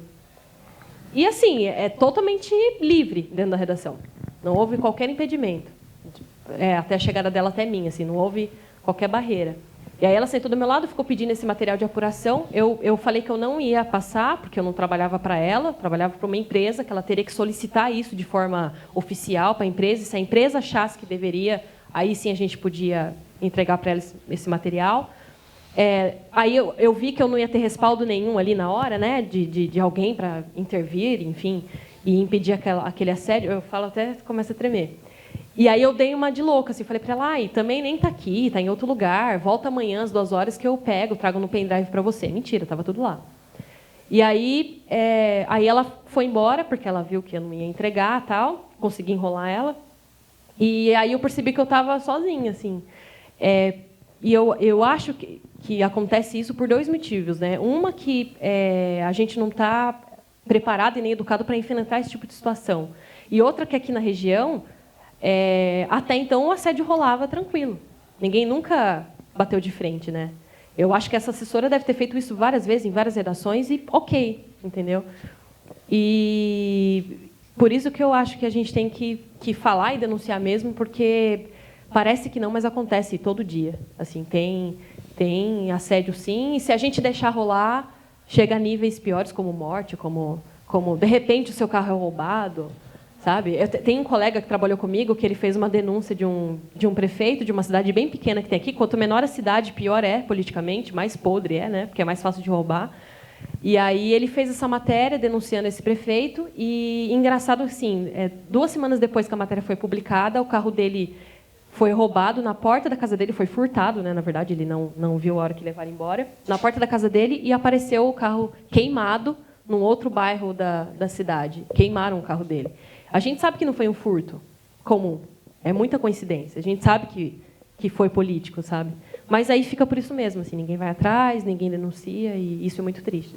A gente precisa se unir mais e se encontrar mais vezes fora desses espaços públicos para nos formar, para estarmos juntos dentro desse debate. Porque nós podemos falar de uma desocupação, como foi do Hotel Cambridge, que até filme virou, e está lindo aquilo. Nós podemos falar também, que também foi um dia bem difícil nas nossas vidas, venhamos e convenhamos. Como também podemos falar sobre a desocupação no Miguel Badra, na região do Raspadão, lá na Nova Poá, e de outros pedaços, em Guararema, especulações imobiliárias. Nós precisamos nos unir muito aqui na região do Tietê. Eu só fui para o Guerrilha, em São Paulo, porque eu não conhecia coletivos aqui, porque a Everday ainda não existia. Em 2013, não, né? Ainda não existia.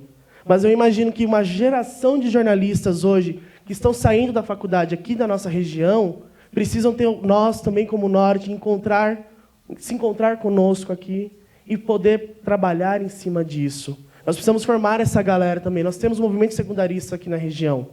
Em Itaquaquecetuba, a filha do presidente da CUT de São Paulo, ela é líder do movimento. E olha que bacana, só que eles não têm referencial. Eles não sabem os jornalistas que eles podem se aproximar. Quem são os jornalistas de esquerda? E eu vou falar assim, jornalistas de esquerda. Quem são os jornalistas ativistas, os militantes aqui da região do Alto Tietê que vão contribuir para que essa pauta chegue? Então, é muito importante que a gente saia daqui hoje com um pouco da reflexão de que forma nós podemos nos formar e nos unir um pouco mais. Porque essa é a intenção de um coletivo, né? Que a gente esteja juntinho da cerveja, mas também na hora do trabalho. Queria só colocar isso mesmo. Foi muito bacana reencontrar vocês. Faz muito tempo que eu não vi o André, não vi o Laroz. E, porra, bacana mesmo. Foi até um pouco saudosista da minha parte, assim. Lembrar de tudo que passamos desde 2013 até agora. Foi muito bom. Foi muita muito correria. Mas é importante isso daí que você levantou, porque, assim, com as situações que eu passei, eu tento evitar falar sobre, mas é importante deixar claro tudo o que aconteceu, que, sim, fui perseguido pela polícia, sim, fui agredido, sim, tinha viatura parada na porta de casa. Porra, isso daí deixa qualquer um, assim, receoso, entendeu? Mas, não, eu não desisti disso. No dia seguinte, tinha outra coisa para fazer, outro protesto. Sim, eu vou sair. Mudo a rota, mudo o caminho. Tive que aprender a fazer isso, entendeu? E no meio que eu estava, a galera sempre fortalecia, sempre fazia com que eu não sentisse tão sozinho ali, entendeu? Porque é foda isso. E aí eu fico pensando, porra, eu sendo de São Paulo, morando próximo do centro, acontece isso, imagina com uma pessoa que está num lugar mais afastado, que está lá, se achando sozinha. Por que não criam outros coletivos, outras pessoas próximas delas para poder fortalecer elas? Eu não vou deixar de fazer o que eu faço porque alguém quer me impedir. Tanto que eu deixei bem claro, tatuei na minha mão, vou dar voz a quem não pode falar por si. Entendeu? Então, esse é o meu caminho e eu vou seguir isso, custe o que custar. Tem um exemplo bacana que a gente fez lá, né, em São Paulo, em 2015. Foi o primeiro ano que teve protesto do Passe Livre depois de 2013. E aí, no primeiro protesto, a gente apanhou pra caralho. Assim. Foi um dia muito cagado, mas também foi um dia muito mágico, porque tinha muita gente na rua, assim, tipo, aquela geração toda que estava de 2013. Sei lá eu por que estava nesse dia. E aí a gente parou num bar, assim, falou, pô, vamos encher a cara e foda-se. Aí a gente enchendo a cara, falou, pô, a gente precisa ter um negócio simples, um grupo de WhatsApp pra gente saber se todo mundo tá bem, mano. Tipo, tá ligado? Tipo, o André de repente some. Tipo, tinha mais alguém com o André, aí já avisa. Ou o André sumiu, ou tipo, pô, onde vocês estão? O que está acontecendo? Por onde vocês estão indo? Troca de informação rápida, saca? Tipo, essa coisa de proteger em grupo, olha lá, nosso grupinho lá. E aí é isso, assim. Hoje é um grupo enorme, assim, com muitos fotógrafos, um monte de gente que trabalha em jornal, um monte de gente que trabalha em agência internacional, gente de coletivo. Enfim, tem gente lá de tudo quanto é canto, assim. Então, aquilo ali virou muito mais do que só um negócio para a gente se proteger. Hoje é uma coisa para a gente pensar movimentos mais coletivos para a fotografia, como unir essa galera e realmente tentar sacudir esse mercado financeiro que está oprimindo todo mundo. Puta, a gente discute tanta coisa lá, velho. Eu tô mó ausentão lá, eu sei. Desculpa aí, galera. Mas é um grupo muito mágico, assim. Muita coisa muito maravilhosa já aconteceu de uma ideia boba de fazer um grupo de WhatsApp que não fosse para trocar piadinha do dia, tá ligado? Pra gente realmente falar das que importam. Nossa, a gente tava muito... Nossa, a gente bebeu aquele dia, assim, pra valer. A gente tinha apanhado muito, foi um dia muito zoado. Chama um litrão de Stella, muito barato. Nossa, salvou. No início da mesa, vocês comentaram sobre o fato do fotojornalista ter que escrever e do cara que escreve ter que tirar foto. Vocês não acham que isso é um reflexo do próprio mercado de trabalho, que hoje cada vez menos procura profissionais especialistas e cada vez mais procura profissionais generalistas? E se isso é bom ou ruim para a profissão de vocês? Eu acho que é uma coisa boa, porque assim, como eu faço eu faço a pauta, certo? Eu não estou com um repórter, eu tenho que saber escrever para mandar essa pauta. Se me pedirem um vídeo, eu vou ter que saber fazer esse vídeo. Então, como que eu vou fazer isso? Eu preciso estudar de alguma forma. Se eu não consigo ir fazer um curso, alguma coisa assim, tem esse pessoal que é do nosso vínculo, assim, que eles ajudam a gente, ensinam a gente como fazer o beabá, tudo isso. Eu acho importante. Óbvio que eu preferia só fotografar e ter um repórter comigo. Mas a realidade não é essa, as coisas mudaram. Então, a gente precisa saber fazer várias coisas. Como um repórter precisa saber fotografar com o celular, legalzinho. Eu vejo muito repórter conhecido que comprou uma câmera para não fazer foto com o celular, para ter uma qualidade melhor. Entendeu? Então, é meio prejudicial, assim, mas eu acho importante, no momento atual, que as pessoas saibam fazer outras coisas, a não ser o que eles realmente sabem. Entendeu? Bom, eu acho que não tem jeito, a gente tem que evoluir sempre, né? A gente tem que acompanhar o que está acontecendo com o mercado. Não acho interessante você ser obrigado a fazer tudo numa pauta só, porque você acaba não fazendo tudo bem. Entendeu? Você sempre vai ficar faltando alguma coisa. Claro que você tem que acompanhar. É importante profissionalmente você saber filmar, você saber escrever. Eu quero conseguir filmar e conseguir escrever, para mim. Só que eu acho que quando você além de você diminuir os espaços, porque tem gente perdendo emprego por causa disso, gente não conseguindo entrar no mercado de trabalho por causa disso, é isso. Você não consegue fazer tudo de 100%. Você não consegue dar 100% no que você está fazendo. Então, claro, profissionalmente é bom, como pessoa é bom, mas para o mercado eu acho que isso acaba prejudicando bastante. Eu acho que é muito mais fácil, desculpa se eu estiver sendo grosseira, mas eu acho que é mais fácil quem fotografa escrever, porque você está ali, você sentiu a situação, do que um jornalista fotografar, porque, eu peno demais, assim, quando eu vou para sei lá, coisa que é factual, que se eu perder aquela cena já era, acidente, por exemplo, se eu não pegar a cena certa, já era, ou um protesto, sei lá, eu fico muito nervosa e de 500 fotos sai tipo, tudo borrado em uma boa. Tanto que tem uma foto minha na exposição e eu só mando ela para todos os lugares sempre, porque é a única foto que eu fiz boa na vida, assim. Mas eu acho que aprimorar essa visão é muito legal. Quando eu trabalhava no jornal impresso e saía com o fotógrafo, a pauta crescia muito mais, porque o fotógrafo estava atento a outras coisas que eu não conseguia estar enquanto eu estava entrevistando.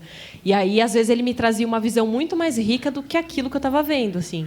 Eu sinto falta, mas eu acho que é bom para você saber fazer tudo mesmo. Eu acho que o caminho é esse, infelizmente. Assim. Eu queria ver com vocês o que vocês acham do futuro dos coletivos, porque eu vejo os coletivos eles estão ocupando os buracos, os espaços, ali dando voz para as pessoas que as mídias muitas vezes não dão. Então, mas também com esse lado, um caráter mais jornalismo investigativo, jornalismo gonzo, de estar ali mesmo, de ver como uma coisa do chip, de ver o que o chip causa, de estar no meio ali do negócio mesmo, da confusão, de ver o que está acontecendo. E teve essa evolução que eles falaram. Tem pessoas que não querem falar porque acham que os coletivos ainda são pequenos, só querem falar com a mídia tradicional. Só que, ao mesmo lado que eles falaram, os estudantes, que preferem dar voz, espaço para os coletivos, porque eles não se veem só como umas aspas, eles se veem de verdade como protagonista ali, que eles veem que eles estão no meio, que está escutando, e que eles vão terminar o que vai sair no jornal, lá no final, que vai sair no coletivo, na internet, vai ser o que eles falaram de verdade. Então, tem esse lado que está ganhando. Como vocês veem o futuro dos coletivos com isso? E também, qual o trabalho do coletivo de não cair também no sofrer essa pressão mercadológica de talvez fazer mais do mesmo, que nem muitas vezes acontece, que parece que tudo na sociedade é meio... Tem um pilar ali de inovação e logo tem o outro pilar que leva tudo a ser igual, que nem aconteceu... A gente vê isso na música, vê isso na arte, vê isso na política. Como fugir disso? Como continuar fazendo, inovando e não fazer mais do mesmo? E aí uma segunda pergunta, só também saber... Vocês falaram que do fotojornalismo é difícil entrar nesse mercado. Como conseguir entrar com o fotojornalismo dentro dos coletivos? Como conseguir esse acesso, participar, colaborar? Obrigado. Manda um WhatsApp lá, ó, Troca uns contatos. No caso da Agência Plano, para participar é só você mandar um e-mail, agencia.plano@gmail.com, ou falar lá no Instagram. Todo mundo que fala com a gente tem a foto publicada, tem as histórias publicadas, então é só você entrar em contato. Acho que o futuro é fortalecer o que está acontecendo agora, que é a nossa união, que é criar coletivo a partir de coletivo. A gente tem vários colegas que fazem parte da Agência Plano, se conheceram e formaram outros coletivos, por exemplo, e isso vai fortalecendo, vai espalhando a nossa ideia pela região. E como não cair no mesmo, acho que é a criatividade, é você olhar em volta e ver que tem um monte de pauta do nosso lado, assim, que às vezes a gente não faz porque tem uma coisa que está na moda e vai todo mundo lá na mesma coisa. Então, olhar para os lados, conversar com as pessoas, principalmente, trocar ideia, ver o que preocupa as pessoas, do que elas têm medo, do que elas gostam, não sei. E a partir daí vir com histórias novas, né? Que não precisa ser uma novidade, às vezes é uma coisa criativa que está na sua casa, né? Outro dia eu vi na Vice uma moça que fotografou o pai dela. Sim. Tipo, a pauta estava dentro da casa dela. E, então, assim, o pai que era policial, então ela fez ali o cotidiano dele. É maravilhoso isso. Eu acho que quando a gente traz um conteúdo desse nível, qualquer um vai querer. O coletivo vai querer. A mídia tradicional vai querer, porque é muito legal, é muito interessante. Então, acho que é isso. Eu vou só dar uma complementadinha, assim, porque eu acho que você falou já quase tudo. Eu acho que tem uma visão assim de quem está fora e rola um lance assim que eu acho que é um buraco muito estranho. Os editores querem conteúdo, velho. Isso é um fato. O cara trampa para isso. Ele ganha o salário dele para achar um conteúdo da hora para publicar na revista que paga ele. Essa é a missão de um editor, sabe? Tipo, achar um conteúdo legal ou tipo pegar um conteúdo que ainda não tá legal para sua própria publicação e tipo ser aquele tipo, pô, e se você pensasse esse bagulho desse jeito? Sei lá, por exemplo, a Carolina Lima, que é uma menina de Salvador, que agora está morando em São Paulo, fez umas fotos numa feira de Salvador e tal e mandou para a Débora. A Débora me mandou o ensaio dela. E eu identifiquei dentro do ensaio dela um lance que ela tinha com os trabalhadores da feira, que eram caras bem fortes e bonitos e tal. Tinha todo um lance ali dessa coisa com esses trabalhadores. E falei isso para ela. Falei, Carol, você não acha que tem esse ensaio dentro do seu ensaio? Ela falou, puta, pode crer e tal. E reeditou, a gente fez a matéria sobre essa parada dos trabalhadores da feira. Mas, inicialmente, ela não tinha essa ideia. Então, às vezes, o editor tem esse papel. E, no outro lado, achar conteúdo bom. Se a galera está produzindo conteúdo bom, tem alguma coisa errada aí. Tá ligado? Porque os caras têm que achar esse conteúdo, eles querem publicar essa parada. Então tem que entender mais esses mecanismos do mercado que já está instalado aí muito antes, mas muito antes mesmo da gente pensar em existir, muito antes da gente nascer, tá ligado? A fotografia não começou agora. O sistema fotográfico financeiro e que mantém a galera fotografando e vivendo, ganhando dinheiro disso, também não começou agora. Então tem todo um sistema de pessoas, controles que existem que ou a gente quebra e cria outros, ou a gente dá um jeito de enfiar esse nosso rolê dentro dessa parada. Né? Eu acho que o futuro dos coletivos é algo muito próximo do que é o IVE, né? da Organização das Mulheres, que é uma coisa que pensa em imagem, não só em fotografia, porque eu acho que a fotografia dessa nossa geração ela não é só fotografia, ela é imagem, ela é permeada de vídeo, de coisas da internet, de mil paradas que influenciam, né? A fotografia digital é muito diferente da fotografia analógica, a gente é uma geração digital e tudo mais. Então, é entender os mecanismos e, dentro dos mecanismos, ou colocar essa parada ou criar outros, que é o que o Pedro está fazendo aqui, com a galera do... Todo esse festival aqui é a criação de um novo mecanismo. Por que a gente não está no Festival dos Arrombados de Paraty ou dos caras de, sei lá, da puta que pariu? Porque é uma merda, mano. Porque a gente não entra nessas paradas. Porque para expor no Festival de Santos, se tu for selecionado, você tem que pagar 200 conto para custear a exposição. O Pedro não cobrou R$1 para imprimir as fotos aqui e fazer a parada. Foi um corre lascado. É muito difícil ter isso aqui acontecendo hoje. Eu sei disso, porque eu tento estar do outro lado da fotografia, que não é o do produtor só, que é o de entender esse movimento todo da coisa. E é difícil pra caramba estar todo mundo aqui falando disso e tal, num espaço público bacana, um auditório legal. Pô, é foda, velho. Só agradeço. Bom, o pessoal falou muito sobre tirar as palavras da minha boca, fica até meio foda continuar. Mas eu não gosto de falar muito do futuro, porque eu não sei como que vai ser amanhã, daqui 1 hora, daqui 2 horas, mas eu vejo muito presente. Está sendo muito importante, está sendo muito bom isso. Ver os coletivos nascerem, ver as histórias nascendo aí, histórias que ninguém nunca viu antes, olhar ali e falar, porra, mano, estava do meu lado, saca? E ninguém viu isso. Eu acho que isso daí é importante, acho que tem muito benefício aí para frente, muita coisa boa vai nascer, com certeza. Eu vejo também uma mudança estética também, né, nas fotos, se você for ver. Os coletivos, eles vêm, e acho que até por conta da sua liberdade que você tem, você consegue pensar numa estética diferente daquela presa dos jornais, enfim. Eu acho que o futuro é esse, é você trazer as pessoas que estão dispostas a fazer isso, e que eu faço parte do Mídia Ninja, Jornalistas Livres. Muita coisa não sou contemplada dentro desses 2 coletivos, já quero bolar outros coletivos para me contemplar também com isso, então eu acho que tem uma Amanda, sua colaboradora, maravilhosas, e é isso. Everyday Brasil, que também a Ivana daqui a pouco está aqui falando. Eu acho que é isso. Esteticamente está tendo um boom maravilhoso. O que eu aprendi nesses, sei lá, 1 ano com galera de coletivo, vendo a foto dos caras, vendo a foto da galera até dentro do Ninja, do JL, é muito louco, assim, você não vê isso. Então, você entende que você tem um novo caminho seguindo ali, está crescendo, sabe? É muita informação, e eu acho isso muito louco. Eu acho que o futuro é esse, é você conseguir abrir espaços. Aqui em Mogi, o rapaz falou, vamos fazer um coletivo aqui também de fotojornalismo. Eu acho que essa é a ideia, é ir plantando essa sementinha em todos os lugares, para todo mundo ser contemplado e todo mundo conseguir mostrar aquilo. Claro, pode saturar, eu acho que satura. Eu acredito que muitos coletivos já estão saturados. Eu estou saturada com o meu trabalho. Pensando nisso, é o que a gente estava até falando, de você buscar novas histórias. E eu acho que é isso. Você tem que ser criativo, porque está todo mundo na rua, está todo mundo fotografando. E se você ficar parado, a onda vai passar e você vai ficar. Entendeu? A sorte e o azar, que são os tempos, são tenebrosos. E está tendo coisa aí na rua, mas eu espero que a gente consiga barrar isso de alguma forma, para que a gente não precise mais ir lá. Eu acho que isso muda até a forma com que a imprensa tradicional lida com alguns assuntos. Assim, tem que ter mais coletivo mesmo, tem que ter mais gente produzindo na rua, gente no lugar certo, na hora certa, para a gente deixar de ver a coisa como mecânica. Assim. Na redação, a gente tem, infelizmente, esse jeito de trabalhar um pouquinho mais engessado. Né? Você tem uma rotina de trabalho, uma carga horária, você precisa respeitar isso. Né? Então, muitas vezes, tira a chance de fazer uma coisa mais natural e mais verdadeira. Assim. E o coletivo traz isso para a gente observa isso muito como verdade. Assim. Esse ano, a gente fez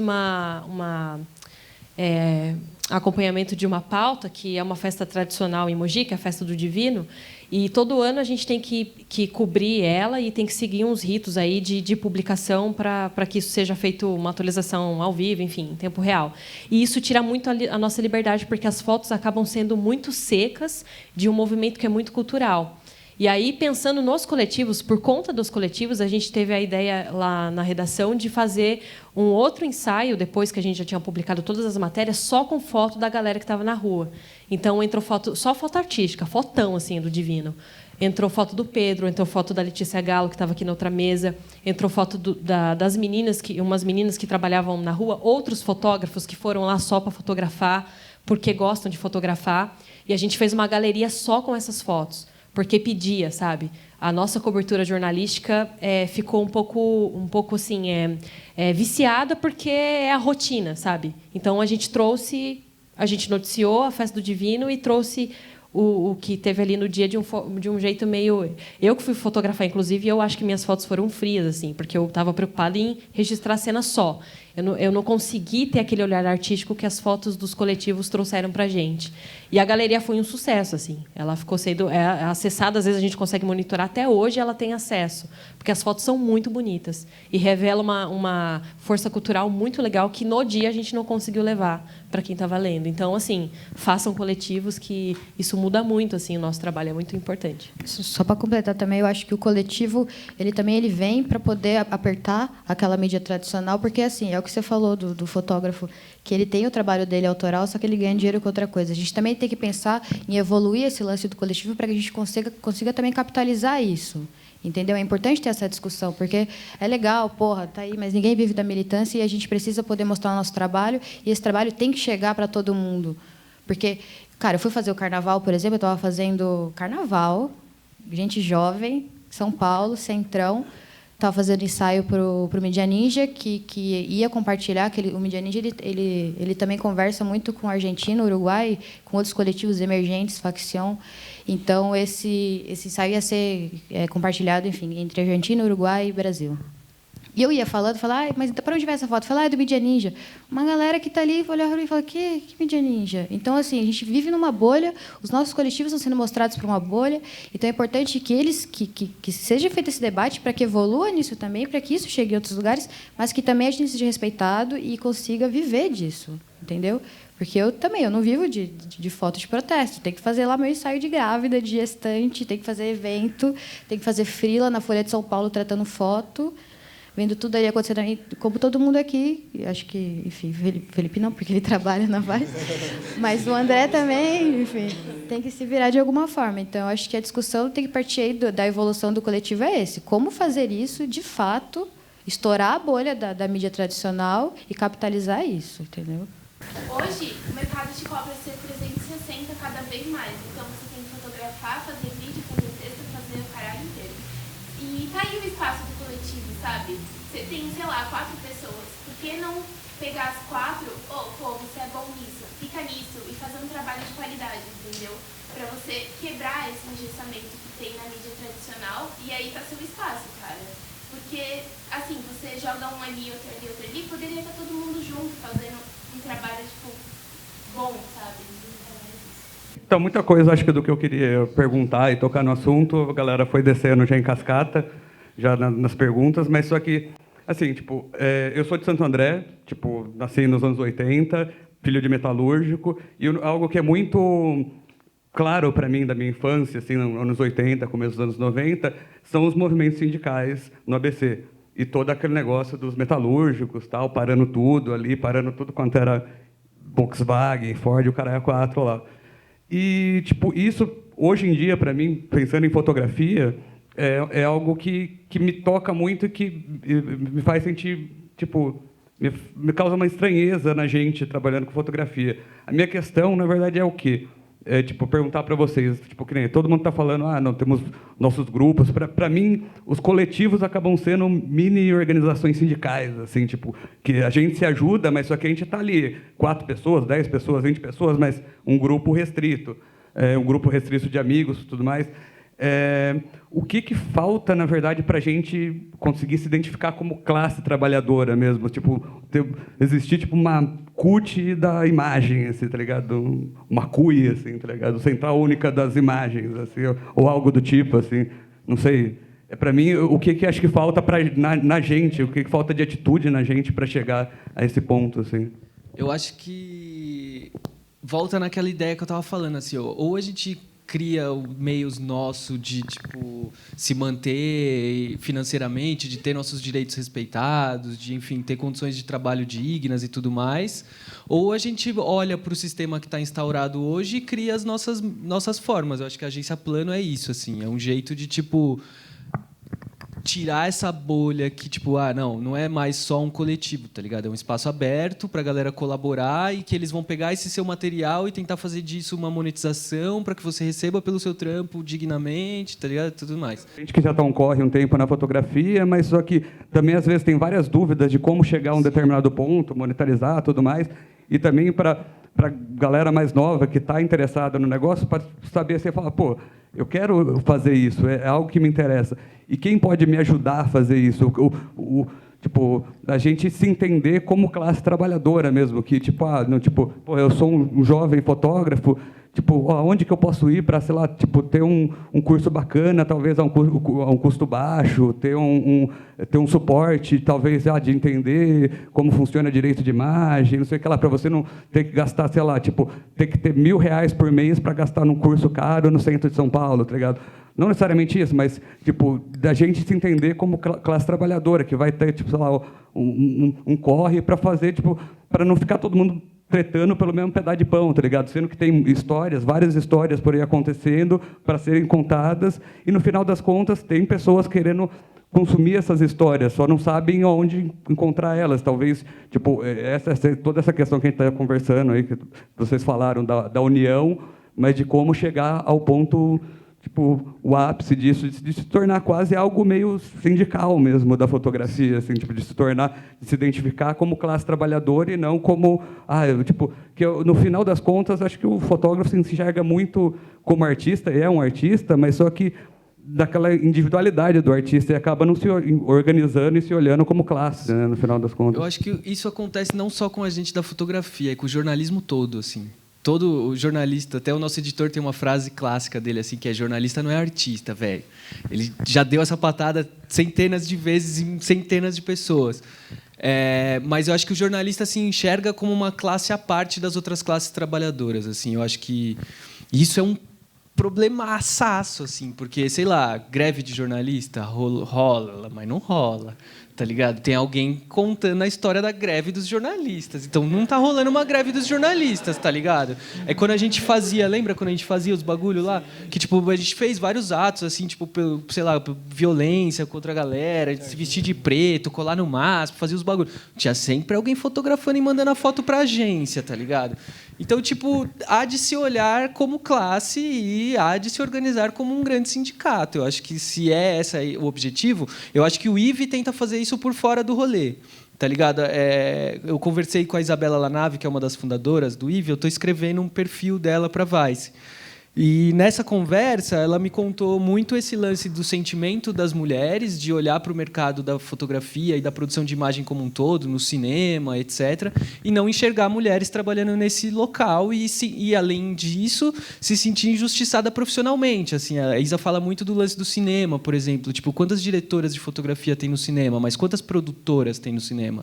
Tá ligado? Tipo, então, parece que tem algumas funções na produção de imagem que historicamente foram destinadas a homens e outras funções que foram destinadas a mulheres.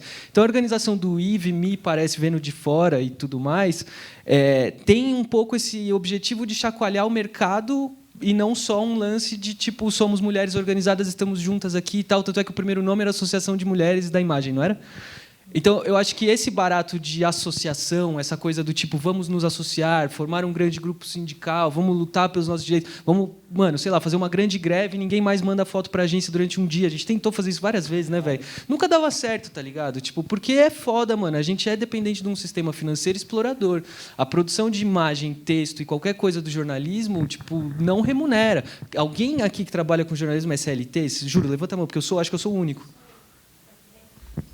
Tem 3 aqui na sala, sei lá, tem maior galera aqui que trabalha com jornalismo. Tipo, não existe mais o CLT para o jornalismo. Isso acabou, foi tirado da nossa classe esse direito, tá ligado? Todo mundo é PJ, todo mundo não tem direito a férias, todo mundo trabalha que nem um filho da puta e ganha pouco. Quem tá fora, então, tá trabalhando o triplo para ganhar metade, tá ligado? Então, há de se pensar muito no nosso modelo financeiro da produção de imagem. Assim, eu acho que todo movimento que vise isso, que eu acho que foi o início dos coletivos e que não pode se perder, tá ligado?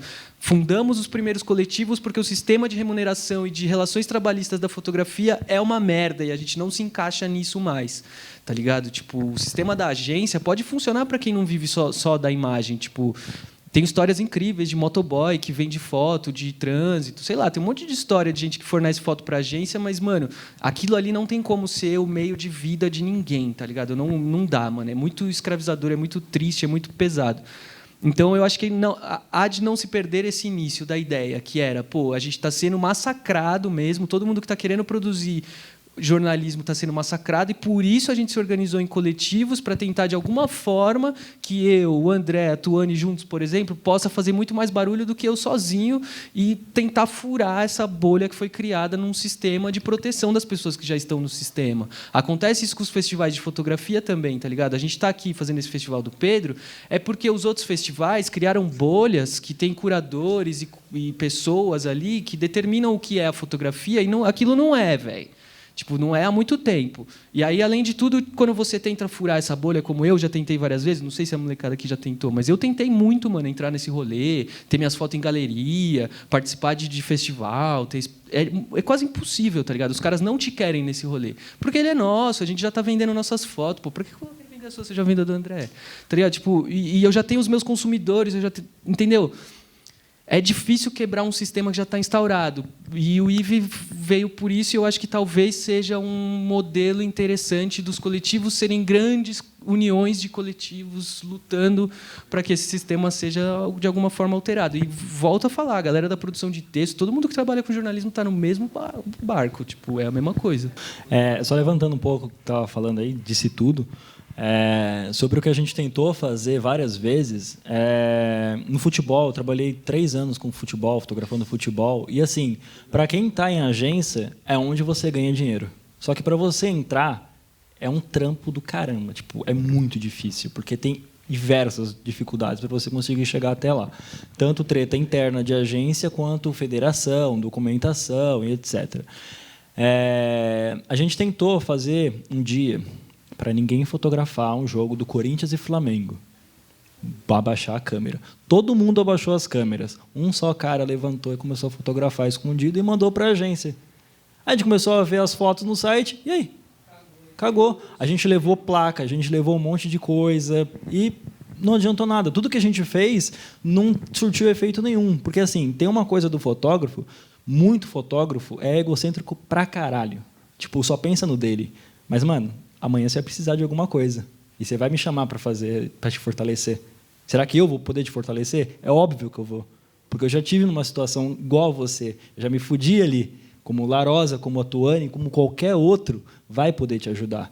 A gente tem um grupo que, cara, se o cara precisa de uma ajuda, a gente vai fazer de tudo para ajudar a pessoa. A gente vai mover o mundo, mas vai ajudar a pessoa. Seja para ensinar sobre fotografia, flash, ou precisar comprar alguma coisa, fazer um seguro no equipamento, a gente vai fazer isso pela pessoa, saca? Porque todo mundo já se ferrou um dia e a gente precisa dessa união para fortalecer o resto das pessoas, entendeu? Mas eu acho que um ponto também da sua pergunta foi... A gente tem um grupo que fortalece essas pessoas, mas como chegar nesse grupo? Eu acho que teve um ponto também disso, de como você entra no fala, como você conhece as pessoas. Eu acho que aí que está. Porque mesmo a gente estando aqui organizado, tem muita gente que acho que está querendo entrar e não sabe, e não tem ideia de como, porque fica uma coisa fechada. Eu não tinha ideia de como entrar, eu não tenho ideia de como entrar, porque eu não entrei ainda. Entendeu? Eu acho que eu entrei, mas é tudo uma ilusão, porque eu não entrei, sabe? Então, eu acho que o coletivo vem disso. Uma provocação que a Anaí fez para mim, quando eu encontrei com ela, a gente gravou, ela perguntou o que minha geração esperava, e ela falou que o que acha muito preocupante também dessa nova geração, apesar de todas essas revoluções que a gente está fazendo, é que, apesar da palavra coletivo, ainda é muito individual, porque o coletivo está ali, e aí, de repente, ele começa a brigar com aquele outro coletivo ali, e é o que você falou, é um coletivo que são ali 10 pessoas, para você conseguir entrar, você tem que passar por algum processo que também, às vezes, ninguém sabe. Como é que eu entro no Media Ninja? Como é que eu entro no Choque? Como é que eu faço parte das mamanas, sabe? E aí, muitas vezes, você tem medo de perguntar, porque também você acha que o trabalho, você olha o trampo e fala, caralho, esse trampo dos caras é muito foda, eu jamais vou entrar ali, né? Eu sempre pensei isso. Tanto que eu nunca nem mandei foto pro Ninja. Eles cataram minhas fotos lá, porque estavam batendo uma mulher na frente, eu fiz as fotos, mandei na página da Povo Sem Medo e me acharam ali. Ele me achou porque eu também não mando, porque eu não tenho coragem, porque eu acho que minha foto jamais tem... É a síndrome da impostora que as meninas estavam falando ali.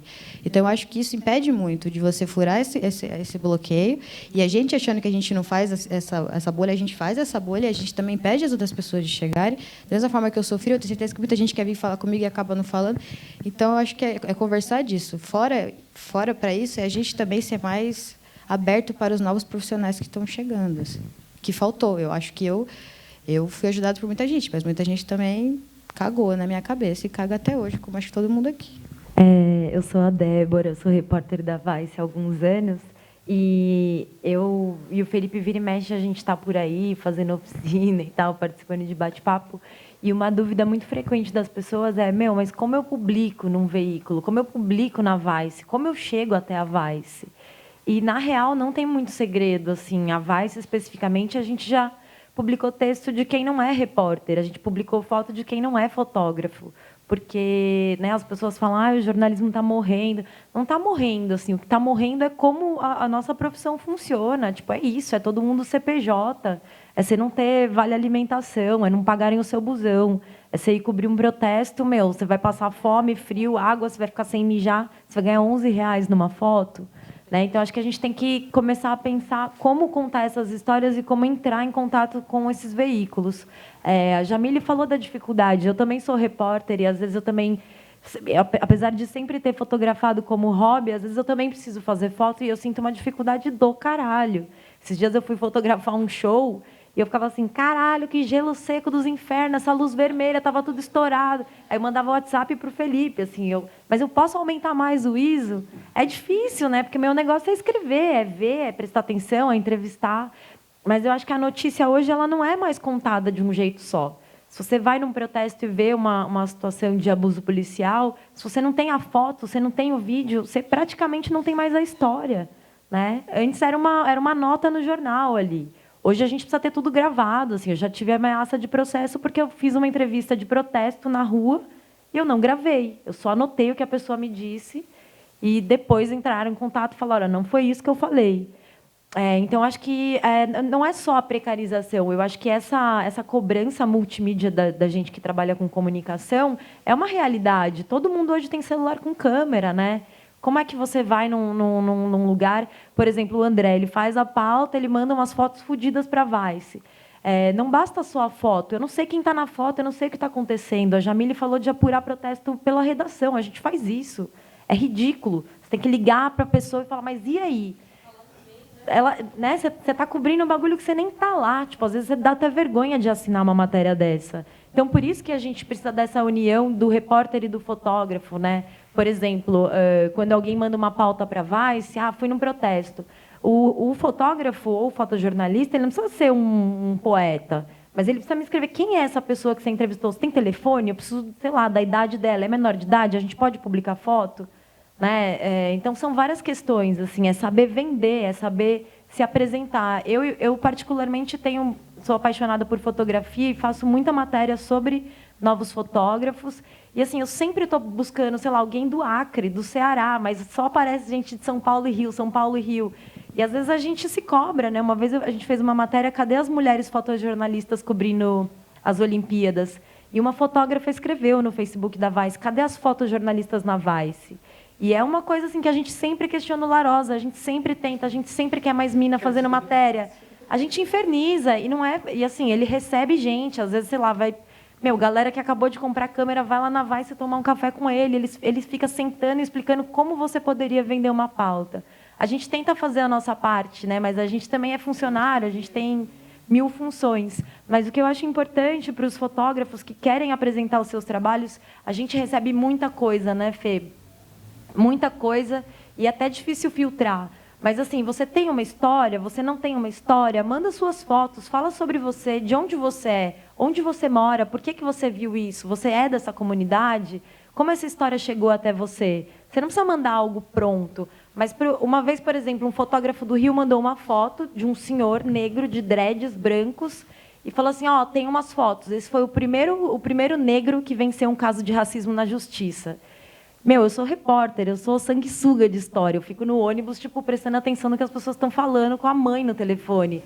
Quando caiu essa foto, eu falei, puta que pariu, que história é essa? Como assim? É o primeiro cara que venceu um caso de racismo na justiça. Aí eu dei um Google e eu vi que o El País já tinha feito uma matéria com esse cara. Aí eu falei, bom, recorte, como a gente repensa essa pauta? A gente ficou 3 meses com essas fotos lá, e eram uns retratos lindos do cara, com uns dreadzão, assim. E aí eu pensei, mano, já sei, estava chegando o dia da consciência negra, eu falei, vamos fazer um recorte assim, eu vou pegar um caso recente de racismo e vou pegar o primeiro caso que venceu na justiça. E aí a gente fez essa comparação. Eu entrevistei uma jornalista que tentou entrar no supermercado e foi barrada.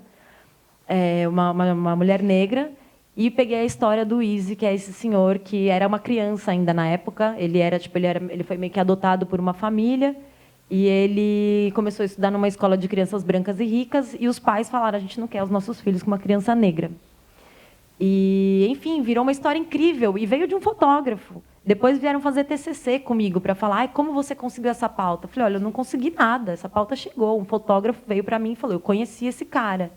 Então, às vezes, é saber apresentar para a gente trabalhar juntos, né? A Vice é super aberta, a gente recebe e-mail de todo mundo. Às vezes a gente fala: essa pauta não rolou, não foi isso. A própria Caroline Lima, esses dias eu falei com ela assim, falei: Carol, ela veio para São Paulo agora para morar. Falei: Carol, seu Instagram só tem foto de celular, cadê suas outras fotonas? Ela: não, mas é que a minha ideia... Falei: não, mas a gente, para você entender, eu e o Felipe, a gente caça fotógrafo, às vezes, pelo Instagram. Está acontecendo alguma coisa... exatamente. Às vezes está acontecendo alguma coisa, a gente não tem. Quem estava lá, não sabemos. Qual cidade que é, que estado que é. A gente vai no Instagram e fica procurando. Então, assim, se o seu portfólio, se o seu trampo já não está meio que pronto, né, ou resumido, é difícil com que as pessoas comprem seu trabalho ou queiram seu trampo. Mas é isso, se organizem, escrevam, definam seus trampos. Tenham um site, tenham um Instagram, apareçam. A gente conhece muita gente foda pelo Instagram. Sei lá, na Venezuela, recentemente também, a gente segue um fotógrafo que chama Braulio Jattar, e aí a gente precisava de fotos, eu falei: mano, o cara que a gente segue no Instagram. E muito trampo surge assim. Obviamente, a Vice não paga o que a gente gostaria de pagar, o Felipe fica chorando, a gente fala que ele é o sindicalista, fica brigando com todo mundo, quer pagar todo mundo melhor, não tem dinheiro. Mas é foda para todo mundo, para a gente que é repórter também, mas acho que repórter e fotógrafo e fotojornalista a gente pode trabalhar mais em equipe também, já que vocês falaram tanto de coletivo. E lá no G1 a gente também é bem aberto assim para colaboração. O Pedro sabe disso, né, Pedro? Ele sempre sopra umas pautas assim para mim, e dizer que eu estou aberta também para sugestões, para fotos. Eu já cheguei a criar para um amigo meu uma pauta com base nas fotos dele. Ele fez um ensaio de Mogi, fez um tratamento no computador, até o Rubens tem foto dele aí. Ele fez um ensaio no computador de deixar a cidade sombria. E aí eu guardei essas fotos, ele fez tipo em maio, sei lá.